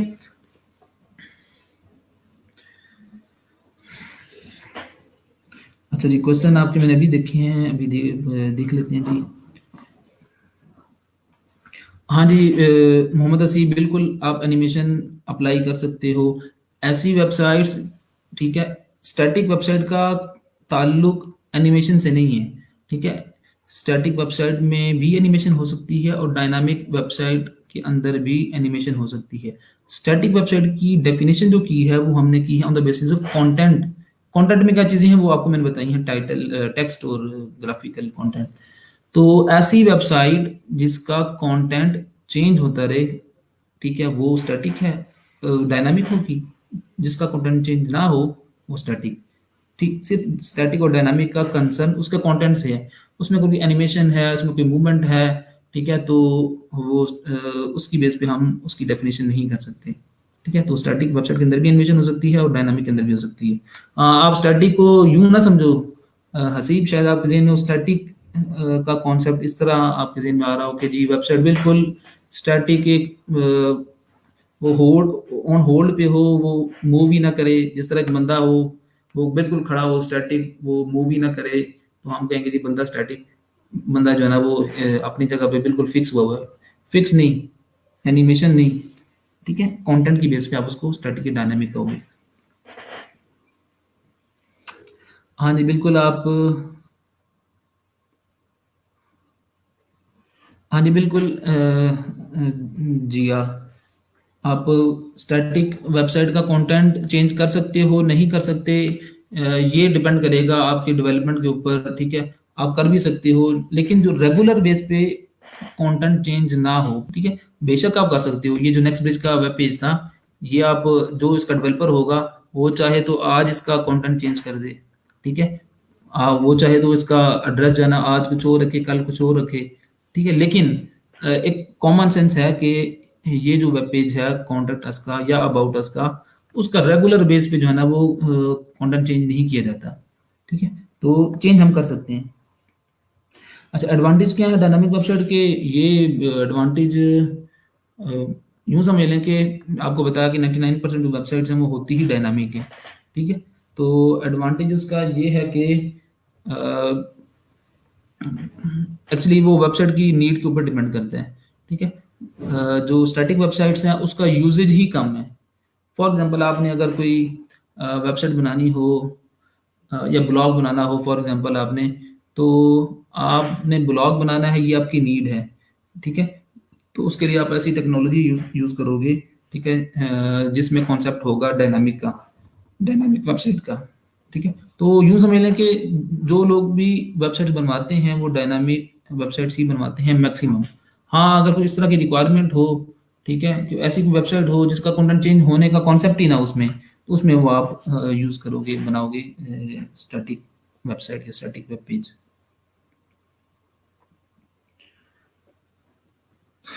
एनिमेशन जो है वो कंटेंट का पार्ट नहीं है।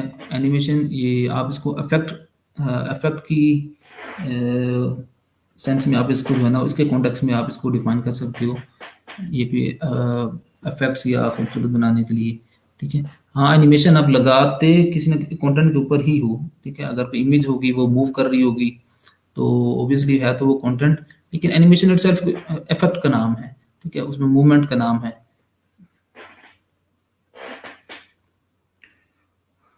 आपको मैंने बताया बाबर रियाज की जो स्टैटिक वेबसाइट है, आप नॉर्मली अपनी जो बनाते हो, पोर्टफोलियो वेबसाइट बनाते हो, आप वो बनाते हो स्टैटिक वेबसाइट। फॉर एग्जांपल एक एग्जांपल और ले लेते हैं, आपकी शादी हुई है, ठीक है, या किसी भी बंदे की शादी हुई है, वो आपसे आके कहता है जी मेरे लिए वेबसाइट बना दो, जिसमें मैं क्या करूँगा, मैंने अपनी जो शादी की सेरेमनी है उसमें मेहंदी, वलीमा, बारात, ये जो 3 इवेंट्स हैं इनकी मैंने फ़ोटोज़ हैं वो अपलोड करनी है, ठीक है। सिर्फ ऐसी वेबसाइट हो जिसमें 3 इवेंट्स को टारगेट किया गया हो और उसमें हम सारी इन्फॉर्मेशन कि मेहंदी में क्या कुछ किया, उसकी डिटेल और उसकी फ़ोटोज़ फॉर एग्ज़ाम्पल, ठीक है। एक ऐसा क्लाइंट, एक ऐसा प्रोजेक्ट आता है, आपसे कहा जाता है कि आप ये 3 चीज़ें मेंशन कर दो। ऐसी वेबसाइट बनाओ जिसमें टारगेट करें 3 चीज़ों को, 3 इवेंट्स को, और उसका कंटेंट जो है ना वो आप अपलोड कर दो, मेहंदी, बारात और वलीमा। तो ऑब्वियसली कॉमन सेंस है कि वो जो वेबसाइट होगी वो स्टैटिक वेबसाइट होगी, ठीक है। तो हाँ, अगर उसने कभी दोबारा कोई दूसरी तीसरी शादी की तो शायद वो उसका कंटेंट अपडेट करवा दे, वरना नहीं, ठीक है। तो ये एग्जांपल है। और वरना नॉर्मली जो स्टैटिक वेबसाइट का कॉन्सेप्ट आता है वो पोर्टफोलियो वेबसाइट के अंदर आता है। आप एक पोर्टफोलियो वेबसाइट बनाते हो, पोर्टफोलियो वेबसाइट क्या होती है वो भी हमने आगे देखना है, ठीक है, जिसमें आप अपना पोर्टफोलियो मेंशन करते हो, ठीक है, अपना पास्ट वर्क, अपना एक्सपीरियंस शेयर करते हो, तो उस सिनेरियो में आप इसको कह सकते हैं।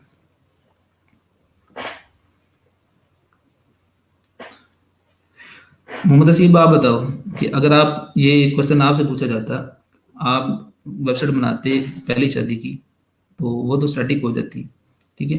तो दूसरी अगर आप वेबसाइट दूसरी आपकी शादी होती तो आप क्या उसी वेबसाइट को ओपन अपडेट करवाते या फिर आप उसके लिए नहीं बनाते? ऑब्वियसली आप उसको अपडेट करवाते, ठीक है? तो वो दूसरी शादी के लिए वो उसी स्टैटिक वेबसाइट को अपडेट उसका कंटेंट अपडेट कर दिया जाता, लेकिन होती फिर अगेन वो एक स्टैटिक ही वेबसाइट।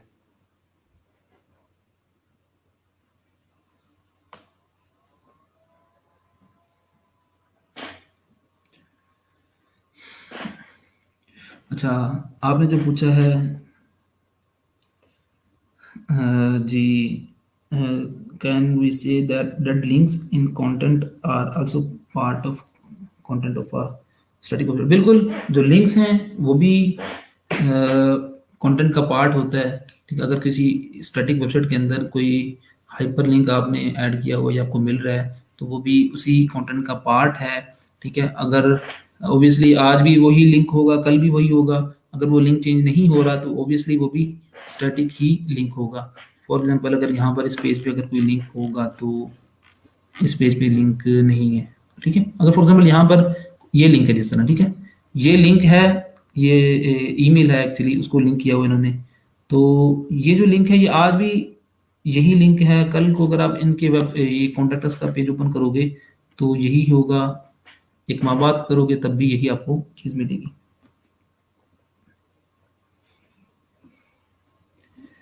अच्छा मिर्ज़ा इमरान, आप जो पूछ रहे हैं कि जो कंटेंट हम अपलोड करते हैं, एक्चुअली ये थोड़ा-सा आगे जाके हम देखेंगे। डेटाबेस, जो वेबसाइट का कंटेंट होता है, जो डायनामिक वेबसाइट्स होती हैं, उनका कंटेंट सेव होता है डेटाबेस के अंदर, ठीक है? अगर ग्राफिकल कंटेंट होगा तो आपके सर्वर पे कहीं न कहीं पड़ा होगा, ठीक है? तो इसको आप थोड़ा-सा मज़ीद समझने के लिए थोड़ा-सा इसको फॉर ग्रांटेड रखें, वरना बाकी जो लोग हैं उनको शायद अगर जिनको आइडिया नहीं होगा तो फिर उनके लिए थोड़ा बोरिंग हो जाएगा। हाँ जी, बिल्कुल। ये आपका बड़ा अच्छा क्वेश्चन है सैयद ज़ैन अली, कि डायनामिक वेबसाइट के अंदर कुछ पेजेस स्टैटिक हो सकते हैं, बिल्कुल हो सकते हैं। ठीक है? आगे हमने देखना है, एक जो वेबसाइट है वो कॉम्बिनेशन होगी डिफरेंट टाइप्स की।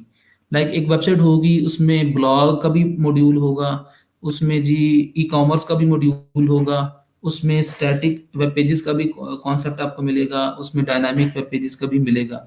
तो आगे जाके जब हम बहुत सारी और टर्म्स को देखेंगे तो आपके ज़हन में हज़ारों एग्ज़ाम्पल्स ऐसी आएँगी जिसमें आपको एक से ज़्यादा जो टाइप्स हैं वो आपको वहाँ पर मिल रही होंगी। तो एक वेबसाइट में, एक डायनामिक वेबसाइट में स्टैटिक वेब पेज भी हो सकता है, या यूँ समझ लें कि डायनामिक वेबसाइट का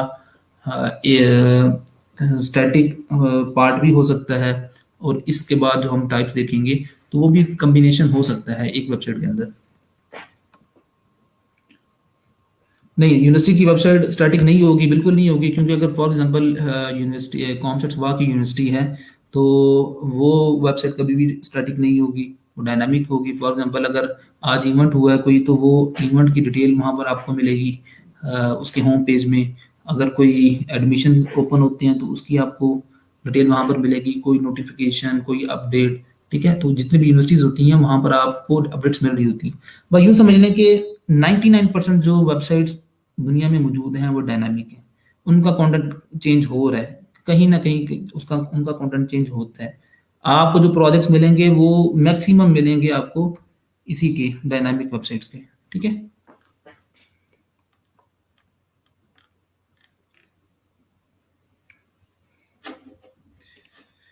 अच्छा, इसके बाद आगे देखते हैं जी, इंफॉर्मेशनल वेबसाइट्स, ऐसी वेबसाइट्स जिनका पर्पस हो इंफॉर्मेशन शेयरिंग, ठीक है? उनको आप कहोगे इंफॉर्मेशनल वेबसाइट्स, लाइक विकिपीडिया, ठीक है? विकिपीडिया जो है वो एक डायनामिक, आप इसको कह सकते हो, ठीक है? वेबसाइट, ठीक है? और ये इसका पर्पस क्या है? Information sharing. तो इंफॉर्मेशनल वेबसाइट आप इसको कह सकते हो विकिपीडिया को।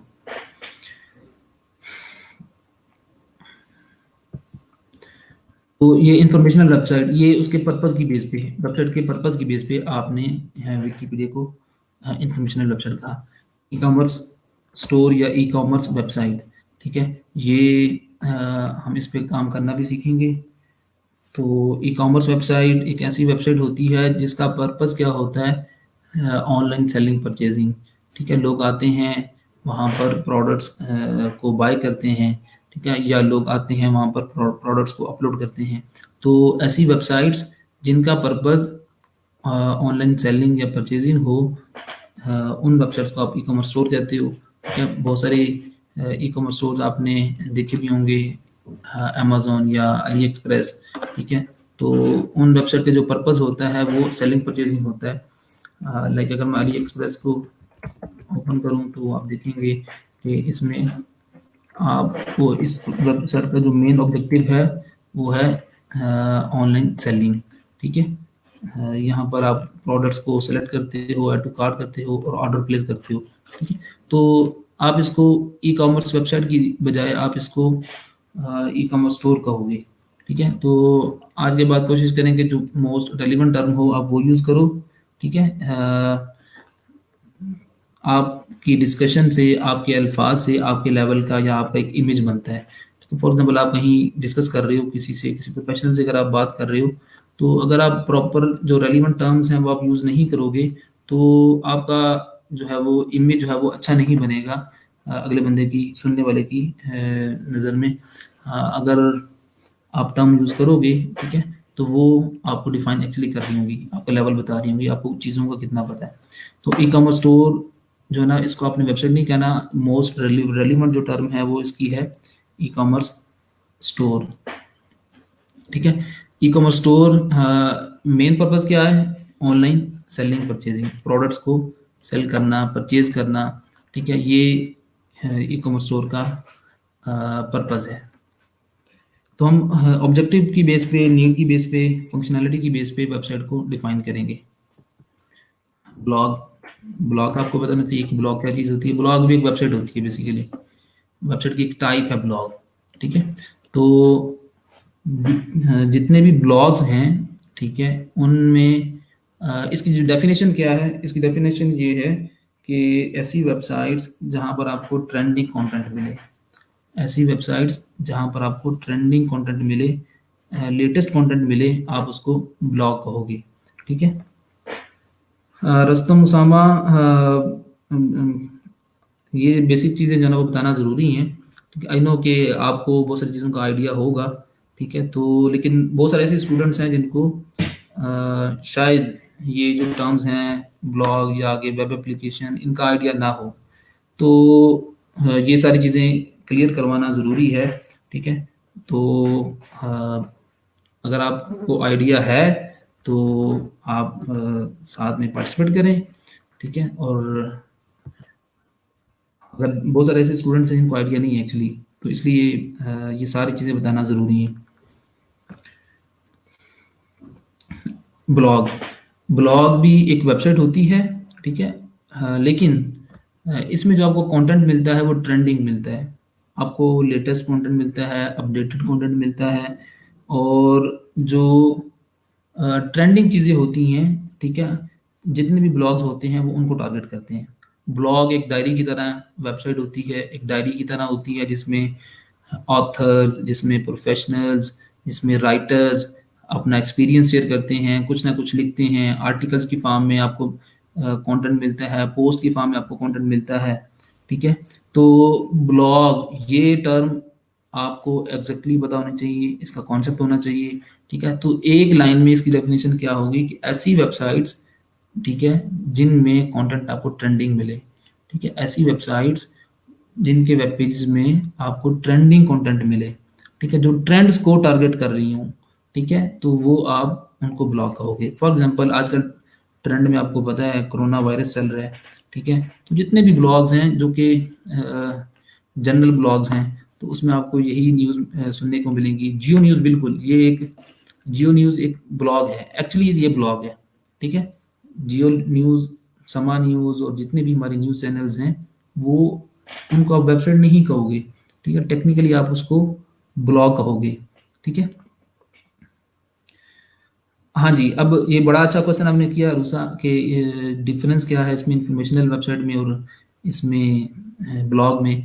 मैंने आपसे कहा था कि आगे जो एग्जांपल्स आएंगी, अभी तो ये ब्लॉग आया है, इसके बाद जो भी और मज़ीद एग्जांपल्स आएंगी उसमें जो आपको टाइप्स मिलेंगी वो एक से ज़्यादा मिलेंगी।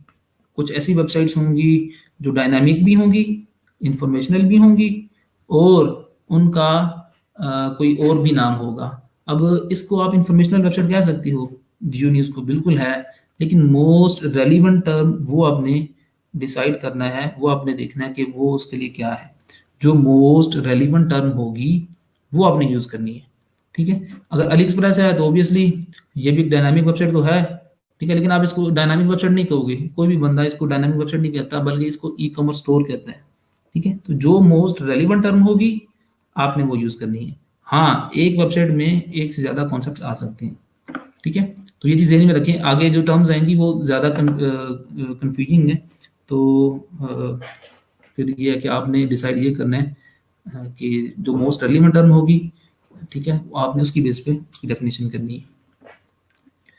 अच्छा, जियो न्यूज़ ये एक ब्लॉग है, इसमें जो कंटेंट आपको मिलता है ट्रेंडिंग कंटेंट मिलता है।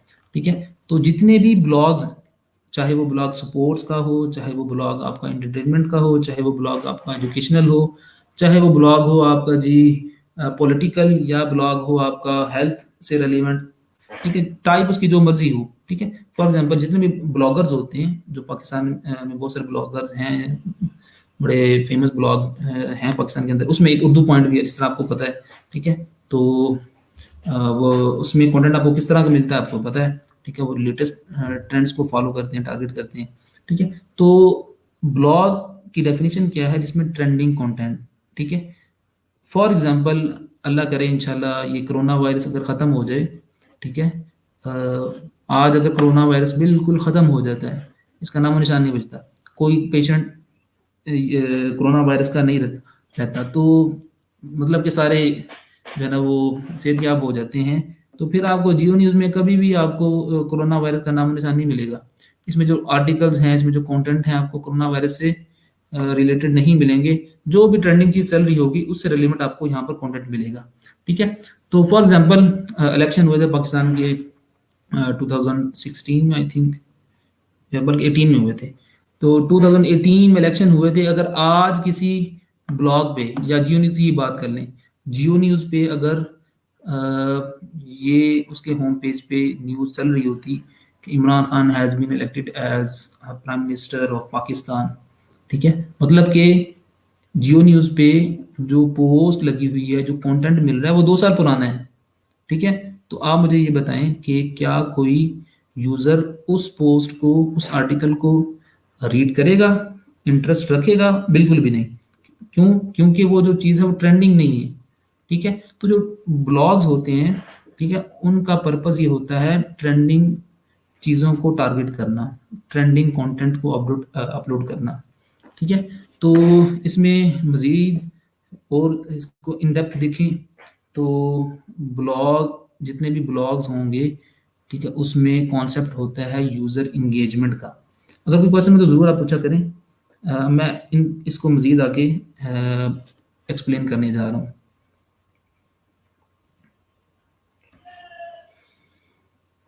ब्लॉग पोस्ट एक कॉन्सेप्ट है, ठीक है, जो कि वर्डप्रेस के अंदर भी यूज होता है, जाहिद महमूद। ठीक है, ब्लॉग पोस्ट एक्चुअली वो ब्लॉग के ऊपर ही ब्लॉग पोस्ट की जाती है। ठीक है, जिस तरह फेसबुक पे आप पोस्ट करते हो, इसी तरह जो ब्लॉग्स होते हैं, ब्लॉग, ठीक है, उसमें ब्लॉग पोस्ट। फॉर एग्जांपल ये जो जियो न्यूज़ की ये जो पोस्ट है, इसको आप ब्लॉग पोस्ट कह सकते हो। इस पर मैं क्लिक करूंगा तो ये ब्लॉग पोस्ट है, तो इससे रिलेवेंट वो सारा डिटेल आर्टिकल मुझे यहाँ पर मिलेगा। ठीक है, ये ब्लॉग पोस्ट है, तो ब्लॉग के अंदर ब्लॉग पोस्ट का कॉन्सेप्ट है। ठीक है,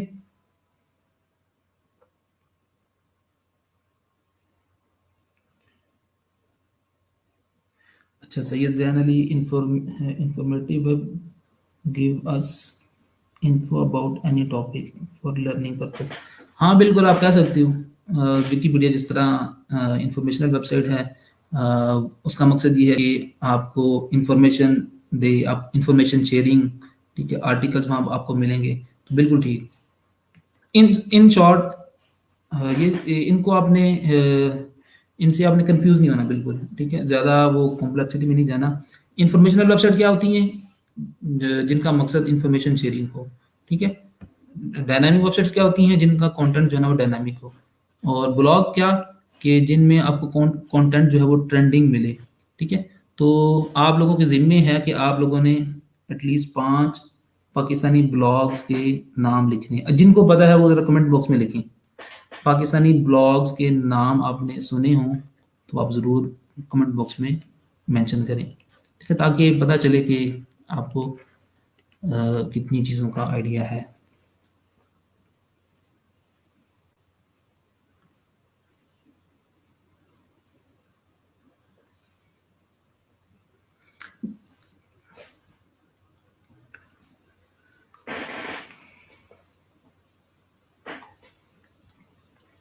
सही जनरली जो आप पूछ रहे हैं कि एजुकेशन पर्पस के लिए जो वेबसाइट्स होती हैं और जो एंटरटेनमेंट पर्पस के लिए होती हैं उनको आप क्या ब्लॉग कहोगे? एजुकेशन जितनी भी एजुकेशनल वेबसाइट्स हैं, ठीक है, उनको तो आप ब्लॉग उन ब्लॉग उनका एक मॉड्यूल हो सकता है, ठीक है। ब्लॉग उनका एक मॉड्यूल हो सकता है। मैं आपसे शेयर करूंगा। फॉर एग्जांपल ये अगर कॉम सेट्स वॉक एंड की अगर मैं वेबसाइट ओपन करूं, ठीक है, तो यहाँ पर ब्लॉग उनकी वेबसाइट का एक मॉड्यूल ज़रूर हो सकता है, लेकिन आप उसको ब्लॉग नहीं कहोगे, क्योंकि यहाँ पर हो सकता है इस वेबसाइट के अंदर एक पोर्शन हो पोर्टल का भी, ठीक है, उसमें स्टूडेंट का पोर्टल भी हो, ठीक है। एक पोर्शन हो जी स्टैटिक वेबसाइट का, एक कुछ फीचर्स बहुत सारे ऐसे होंगे जो कि फॉल कर रहे होंगे स्टैटिक वेबसाइट्स में। बहुत सारे ऐसे फीचर्स होंगे जो फॉल कर रहे होंगे डायनामिक वेबसाइट वाले कॉन्सेप्ट के अंदर, ठीक है। जिस तरह ये देखें पोर्टल भी है, तो ये एक एजुकेशनल वेबसाइट है, इसको आप ब्लॉग नहीं कहोगे, ठीक है। ये इसकी जो मोस्ट रेलिवेंट जो टर्म है वो एजुकेशनल वेबसाइट।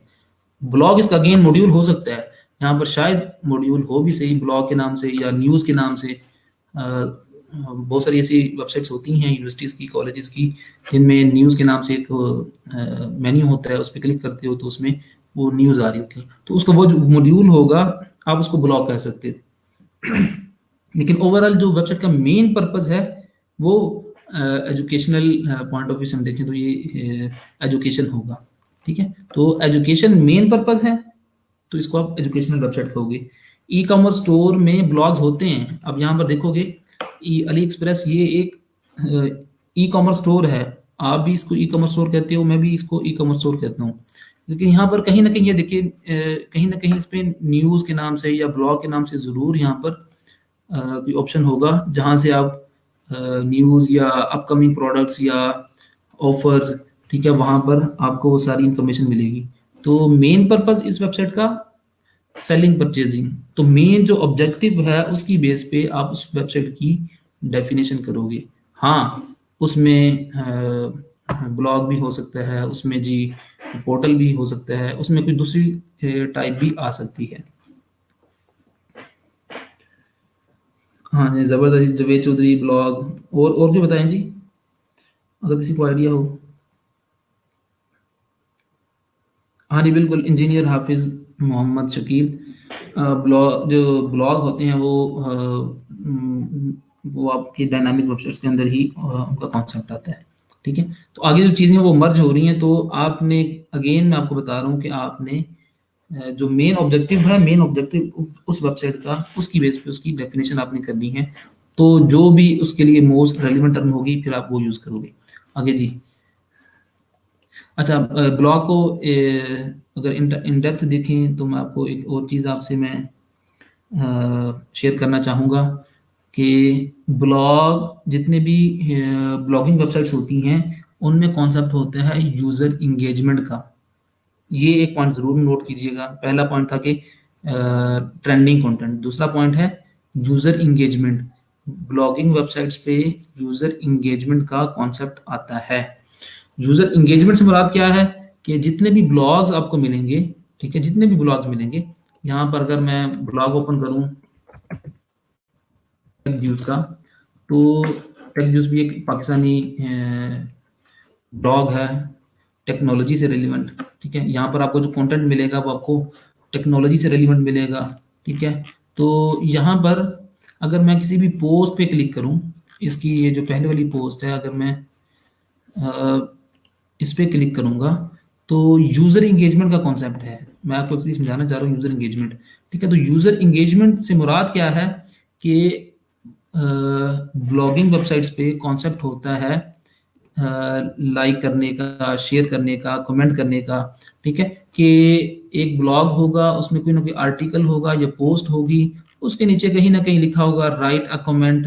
ठीक है, जिस तरह यहाँ पर आ रहा है ऐड अ कमेंट, मैं यहाँ पर कमेंट लिखूंगा तो ये यूजर इंगेजमेंट बढ़ रही है। एक कमेंट, दूसरा कमेंट, तीसरा कमेंट, 10 लोगों ने कमेंट किए, 15 लोगों ने कमेंट किए। ठीक है, तो यूजर इंगेजमेंट बढ़ रही है। मैं यहाँ से शेयर करता हूँ इसको, इस आर्टिकल को, मैं यहाँ से जी इसको लाइक करता हूँ फेसबुक पे जाके, तो यूजर इंगेजमेंट, ठीक है, यूजर इंगेज हो रहे हैं इस आर्टिकल के साथ। ठीक है, तो यूजर इंगेजमेंट का कॉन्सेप्ट होता है ब्लॉग के अंदर, जितने भी ब्लॉग होते हैं। ठीक है, अब ये देखिए जिस तरह ये ईमेल पूछ रहे हैं। ठीक है, तो ब्लॉगिंग वेबसाइट्स में कॉन्सेप्ट होता है यूजर एंगेजमेंट का। ठीक है, मेरे ख्याल में इतना काफ़ी है, आगे चलते हैं। पोर्टफोलियो वेबसाइट ऐसी वेबसाइट जिसका मेन ऑब्जेक्टिव अपना पोर्टफोलियो डिस्प्ले करना हो। ठीक है, अपनी सर्विसेज को मेंशन करना हो। अगेन मैं कह रहा हूँ मेन ऑब्जेक्टिव। ठीक है, इससे कंफ्यूज नहीं होना। हमने जो एग्जांपल ली थी ये वाली नेक्स्ट ब्रिज की, ये भी एक पोर्टफोलियो वेबसाइट है। ठीक है, ये कंपनी की पोर्टफोलियो वेबसाइट है जिसमें अगर मैं इस पर क्लिक करूँ तो इसके होम पेज में आपको सारी टेक्नोलॉजीज और सर्विसेज आ रही होंगी। तो ऐसी वेबसाइट्स, ठीक है, जिनमें लोग अपना पोर्टफोलियो मेंशन करें, अपने प्रोफेशन को मेंशन करें। ठीक है, अपनी सर्विसेज को मेंशन करें, आप उन वेबसाइट्स को कहोगे पोर्टफोलियो वेबसाइट। आप लोगों ने भी अपनी अपनी पोर्टफोलियो वेबसाइट बनानी है इंशाल्लाह। ठीक है, जो कि आप जिसमें आप अपना पोर्टफोलियो मेंशन करोगे, आप बताओगे कि आपने कितने प्रोजेक्ट्स पे काम किया है, आपने कितनी तरह की आप सर्विसेज दे रहे हो, आपकी टीम में कौन कौन मौजूद है, किस किस टेक्नोलॉजी पे आप काम कर रहे हो। तो ये सारी चीज़ें आएंगी, फॉल करेंगी आपकी उसके अंदर, पोर्टफोलियो वेबसाइट के अंदर। अच्छा चलिए जी, जो सबसे अहम जो टर्म है वो ये वाली है, ये समझना आपके लिए ज़रूरी है। ठीक है, यहाँ तक क्वेश्चन है तो ज़रूर पूछें।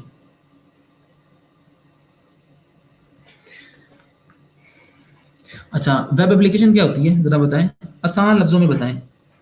या आप सपोज करें इंटरव्यू के टेबल में बैठे हो, आपसे पूछा जाता है कि what is a web application या what is a web app.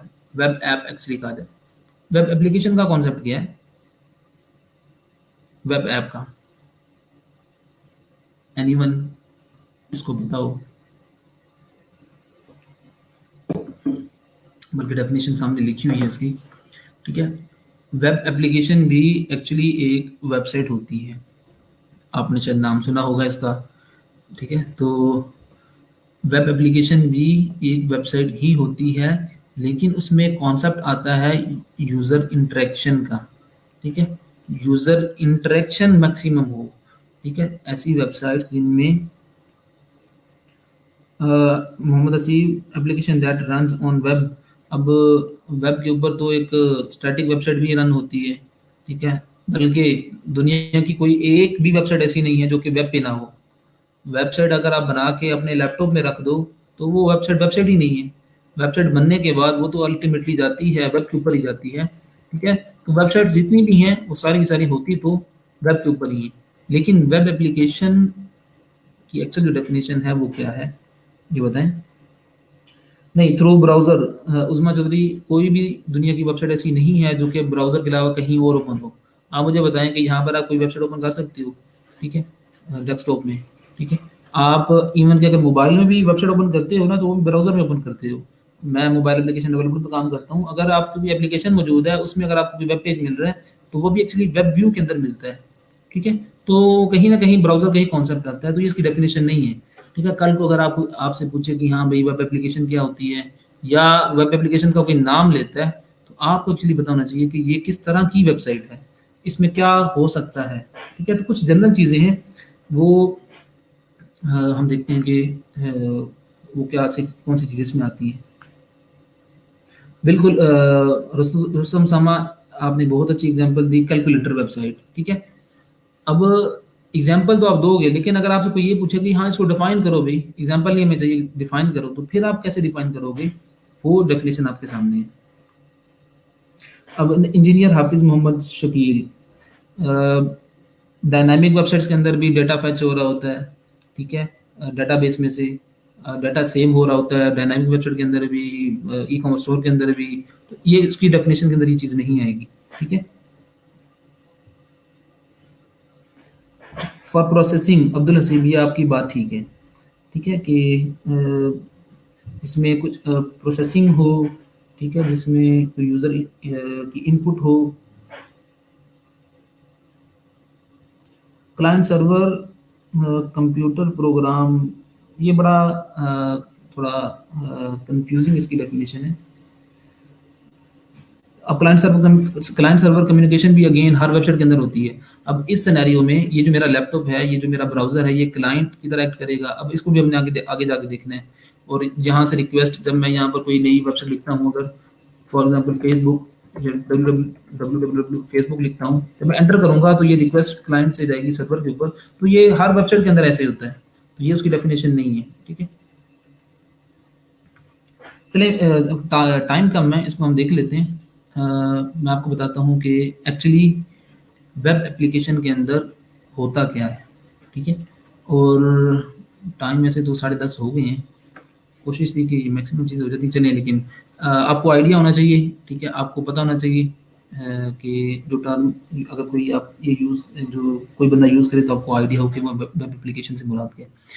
Web application भी एक वेबसाइट होती है, ऐसी वेबसाइट, ठीक है, ऐसी वेबसाइट जिसमें कॉन्सेप्ट हो यूज़र इंटरेक्शन का, जिसमें मैक्सिमम यूज़र इंटरेक्शन हो, ठीक है। यूज़र इनपुट दे, उसकी इनपुट जो है वो प्रोसेस हो, और उसकी इनपुट की बेस पे कुछ आउटकम्स, कुछ रिजल्ट्स आए, कुछ रिजल्ट्स जनरेट हों, ठीक है। ये 3 चीज़ें, इनपुट, प्रोसेसिंग, रिजल्ट्स, उसको आप कहोगे वेब एप्लीकेशन, ठीक है।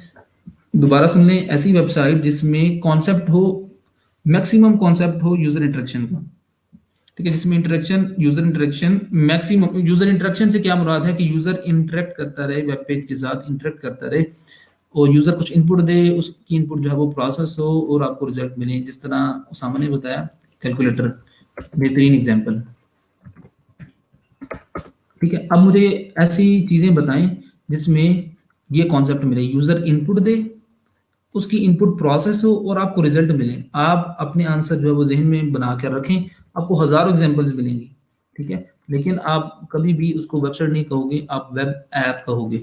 यहाँ पर अगर फॉर एग्जांपल मैं यहाँ पर नंबर लिखता हूँ, उसके बाद मैं यहाँ पर, तो ये एक एग्जांपल है इसकी वेब एप्लीकेशन की। अगर मैं यहाँ से calculator.com, ये एक वेब एप्लीकेशन है, ये कोई वेबसाइट नहीं है, या कोई ई कॉमर्स स्टोर नहीं है, या कोई ब्लॉग नहीं है, ठीक है, या कोई दूसरी इसकी टाइप नहीं है। ये एक वेब एप्लीकेशन है। क्या है इसमें जी, ये मैं नंबर लिख रहा हूँ, और मैक्सिमम यूज़र इंटरेक्शन, आप गौर कीजिएगा उन पॉइंट्स के ऊपर, यूज़र इंटरेक्शन मैक्सिमम हो, इनपुट दे, उसकी इनपुट प्रोसेस हो, और रिजल्ट मिले। ये 4 चीज़ें जहाँ जहाँ आपको नज़र आए, आप उसको वेब एप्लीकेशन कहोगे, ठीक है। तो ये देखिए, मैं नंबर एंटर कर रहा हूँ, तो यूज़र इंटरेक्शन बिल्कुल है यहाँ पर, मल्टीप्लाई, और उसके बाद ये, तो यूज़र इंटरेक्शन हो रही है, ठीक है। यूज़र की इनपुट ली जा रही है, और उसकी बेस पे आउटपुट आपको दी जा रही है, ठीक है। तो ये कैलकुलेटर, उसके बाद जी आपको करेंसी कन्वर्टर, ठीक है, अगर डॉलर, ये जो करेंसी कन्वर्टर, और उसके बाद गूगल ट्रांसलेटर, उसके बाद एग्जांपल्स आप सोच के रखें, ठीक है, बहुत सारी आपको एग्जांपल्स मिलेंगी, ठीक है। अगर मैं ये वेबसाइट ओपन करता हूँ, तो इसमें यहाँ पर मैं जिस तरह ये GB, great great British pound, ये पाउंड को कन्वर्ट कर रही है इसमें पाकिस्तानी रुपीज़ में, ठीक है। तो ये देखें, ये यूज़र इंटरेक्शन मैक्सिमम है, इसमें मैं इनपुट दे रहा हूँ, मेरा इनपुट जो है ना वो प्रोसेस हो रहा है, उसके बाद मुझे रिजल्ट मिल रहा है, ठीक है। तो वो सारे मुझे यहाँ पर वो चीज़ें मिल रही हैं, ठीक है। तो ये भी एक वेब एप्लीकेशन का एग्जांपल है। अगर मैं यहाँ पर डायरेक्टली करें, तो आपको ज़्यादा चीज़ें वो समझ में आएंगी, ठीक है। पाकिस्तानी रुपीज़ अगर इतने हों तो कितने डॉलर बनेंगे, तो वो ये एक वेब एप्लीकेशन है जो कि आपको आउटपुट दे रही है, ठीक है। फेसबुक इसकी एग्जांपल नहीं है। फेसबुक किस तरह एग्जांपल है जी, बताएं। उसमें कोई यूज़र इंटरेक्शन का कॉन्सेप्ट है या फिर वो यूज़र इनपुट, इस तरह तो आप इस तरह आपने कंफ्यूज नहीं होना वेब एप्लीकेशन को। सर्च इंजन बिल्कुल मोहसिन समीर आपके बहुत ये वेब एप्लीकेशन है मेन, गूगल की मेन एप्लीकेशन। आप यहाँ पर लिखते हो जी facebook.com या कुछ भी सर्च करते हो, यूजर इनपुट आप यहाँ पर देते हो, यहाँ पर गूगल में, ठीक है। गूगल की ये वाली जो एप्लीकेशन है, ठीक है, ये आपके इनपुट की बेस पे आपको रिजल्ट्स वो देती है। और जी बताएं कोई और एग्जांपल नहीं। जीपीए कैलकुलेटर बिल्कुल जी, जीपीए कैलकुलेटर ये भी एक एग्जांपल है। करेंसी कन्वर्टर, और भी एग्जांपल सोच के बताएं जिसमें यूजर इंटरेक्शन मैक्सिमम हो। अ, ये करेंसी कन्वर्टर और ये गूगल ट्रांसलेटर और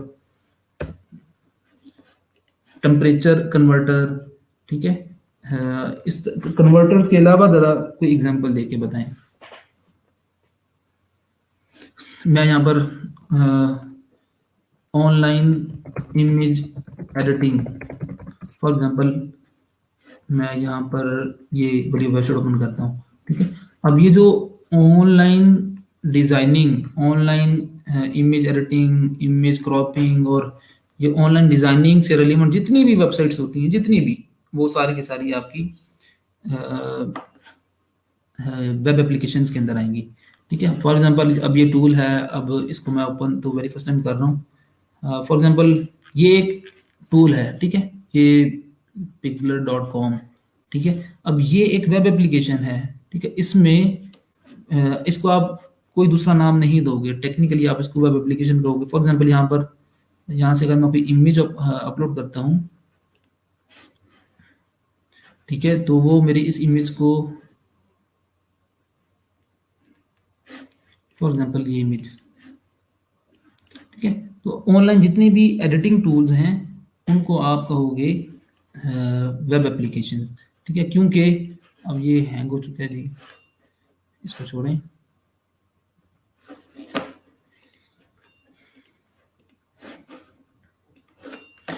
अच्छा, ऑनलाइन जितनी भी डिजाइनिंग के टूल्स हैं, ठीक है, लाइक मेन एग्जांपल है कैनवा की। कैनवा एक आपने नाम सुना होगा शायद, ठीक है, कैनवा। तो ये ऑनलाइन डिजाइनिंग टूल है, यहाँ पर आप कर सकते हो ऑनलाइन एडिटिंग कर सकते हो, डिजाइनिंग कर सकते हो, ठीक है। तो ये एक एग्जांपल है उसकी वेब एप्लीकेशन की, ठीक है। और इसके अलावा कोई नाम बताएं, ठीक है। कैनवा यहाँ पर होगी, canva.com। Online transaction, online transaction, हाँ बिल्कुल, वो भी अब आपकी वेब एप्लीकेशन के अंदर आएगी। यूट्यूब नहीं, यूट्यूब नहीं, ये वेब एप्लीकेशन में नहीं है, ठीक है। वेब एप्लीकेशन में अगेन यूजर इंगेजमेंट हो, यूजर इंटरेक्शन हो, सॉरी इंगेजमेंट नहीं, यूजर इंटरेक्शन हो। यूट्यूब में आप वीडियो लगा के 3 घंटे की मूवी लगा के बैठ जाओ, आप चुप करके 3 घंटे की मूवी देखते रहो, तो यूजर इंटरेक्शन तो ना हो इसमें, ठीक है। यूजर इंटरेक्ट करे, जिसमें यूजर बार बार उसमें इनपुट दे, ठीक है, तो वो आप कहोगे उसको वेब एप्लीकेशन। ये यूजर इंटरेक्शन का जो कॉन्सेप्ट है इसकी बेस पे आप उसको कह सकते हो, वेब एप्लीकेशन की डेफिनेशन कर सकते हो। ऑनलाइन इमेज क्वालिटी इन्हांसर, बिल्कुल जी, ये भी एक वेब एप्लीकेशन है। ट्रांजैक्शन, और उसके बाद वीडियो डाउनलोडर, अब इसमें आप आई डोंट नो क्या कहना चाह रही हैं, ठीक है। गूगल डॉक्स, बिल्कुल जी, गूगल डॉक्स ये भी वेब एप्लीकेशन है, गूगल की एप्लीकेशन है सारी, गूगल शीट, गूगल फॉर्म, ये सारी, ठीक है। अब हजारों एग्जांपल्स हैं, ठीक है। जीमेल लॉगिन नहीं, सैयद जैन अली, जीमेल जो है वो इसमें नहीं आएगा, वो पोर्टल है बेसिकली, वो वेब एप्लीकेशन नहीं है, ठीक है। अब आगे एक दो और कॉन्सेप्ट हैं, उस में आप मजीद चीज़ें आपकी क्लैरिफाई होंगी, ठीक है। लेकिन ये चीज़ जहन में रखें, वेब एप्लीकेशन, ठीक है, जिसमें कॉन्सेप्ट हो यूज़र इंटरेक्शन का, मैक्सिमम यूज़र इंटरेक्शन हो, यूज़र कुछ इनपुट दे, उसकी इनपुट प्रोसेस होकर रिजल्ट आए, सिंपल, ठीक है। ऑनलाइन गेम्स ज़बरदस्त, ऑनलाइन गेम्स जो है वो आप बेहतरीन एग्जांपल है इसकी वेब एप्लीकेशन की, ठीक है। अच्छा, वेब फॉरम, इसके बाद वेब फॉरम देखते हैं ये क्या चीज़ है। वेब फॉरम एक वेब फॉरम भी एक वेबसाइट होती है, एक वेबसाइट का नाम है, लेकिन उसमें कॉन्सेप्ट क्या आता है कि वेब, ऐसी वेबसाइट ऐसी वेबसाइट जिसका कंटेंट जो है वो कंटेंट उसका पासवर्ड प्रोटेक्टेड ना हो। ठीक है, सॉरी, पहले हम ये लिख लेते हैं वेब पोर्टल, इसके बाद हम ये देखें वेब पोर्टल क्या चीज़ होती है। वेब पोर्टल भी एक वेबसाइट होती है, लेकिन एक ऐसी वेबसाइट होती है जिसका कंटेंट जो होता है वो पासवर्ड प्रोटेक्टेड होते हैं। ठीक है, पासवर्ड प्रोटेक्टेड से मुराद क्या है कि लॉगिन की ज़रूरत पड़ती है, अकाउंट बनाने की ज़रूरत पड़ती है। अब ये तो बड़ी सिंपल सी डेफिनेशन आपको पता होगा। अब ऐसी तमाम वेबसाइट्स जिनमें जिसका कंटेंट पासवर्ड प्रोटेक्टेड होगा, लॉगिन प्रोटेक्टेड होगा, जिस वेबसाइट को देखने के लिए, ठीक है, जिस वेबसाइट को देखने के लिए, जिसके कंटेंट को देखने के लिए आपको पासवर्ड की जरूरत पड़े, आपको लॉगिन की जरूरत पड़े, ठीक है, तो वहां पर जहां पर यूजर ऑथेंटिकेशन का कॉन्सेप्ट होगा, वहां पर आप उसको कहोगे वेब पोर्टल। वेब पोर्टल से मुराद आपका जो कॉमसेट का पोर्टल है, आप उसको कह सकते हो। बहुत सारी यूनिवर्सिटीज़ के अपने अपने पोर्टल्स होते हैं। ठीक है, तो एक ऐसी वेबसाइट जिसमें फीचर ही सिर्फ ये हो कि स्टूडेंट्स आएँ, अपना अकाउंट बनाएं और वहाँ पर उनका एक पोर्टल बन जाएगा, वहाँ पर उनको असाइनमेंट्स और उनको टास्क दिए जाएंगे। ठीक है, तो वो आपका कहलाएगा वेब पोर्टल। ठीक है, तो वेब पोर्टल की डेफिनेशन क्या है कि ऐसी वेबसाइट जिसका कंटेंट जो है वो पासवर्ड प्रोटेक्टेड हो, जिसमें यूजर को पहले ऑथेंटिकेट किया जाए और ऑथेंटिकेटेड यूजर्स को ही कंटेंट दिखाया जाए। ठीक है, अब इसकी एग्जांपल जरा आप मुझे बताएं। स्टैक ओवरफ्लो ये फॉरम है, ये पोर्टल नहीं है, जिसका कंटेंट पासवर्ड प्रोटेक्टेड हो। अगेन अभी किसी ने एग्जांपल दी थी जीमेल की। ठीक है, तो जीमेल बेहतरीन एग्जांपल है। यहाँ से अगर मैं फॉर एग्जांपल लॉग आउट करता हूँ, फॉर एग्जांपल अगर करता हूँ, तो यहाँ पर जीमेल में क्लिक करूंगा तो जीमेल का जो वेब पेज होगा मुझे कभी भी नहीं दिखेगा, मेरा कंटेंट मुझे कभी भी नहीं दिखेगा जब तक मैं उसमें लॉगिन ना कर लूँ। ठीक है, स्टूडेंट पोर्टल बेहतरीन एग्जांपल है वेब पोर्टल की। ठीक है, यूनिवर्सिटीज़ में जो स्टूडेंट पोर्टल होता है, आप अपने कंटेंट को कब देख सकते हो, अपनी असाइनमेंट्स, अपने ग्रेड्स को कब देख सकते हो, जब आप लॉगिन करो। ठीक है, तो ये एग्जांपल है, आप ज़हन में रखिएगा। आपने जब भी कोई आपसे पूछे पोर्टल, तो फौरन जहन में आए पासवर्ड प्रोटेक्टेड कंटेंट, ऐसी वेबसाइट्स जिनका कंटेंट जो है वो पासवर्ड प्रोटेक्टेड हो। और एग्जांपल दें, जरा एक आध एग्जांपल दें, फिर लेक्चर एंड करते हैं। एनीवन जिसके जहन में कोई पोर्टल की एग्जांपल आ रही हो।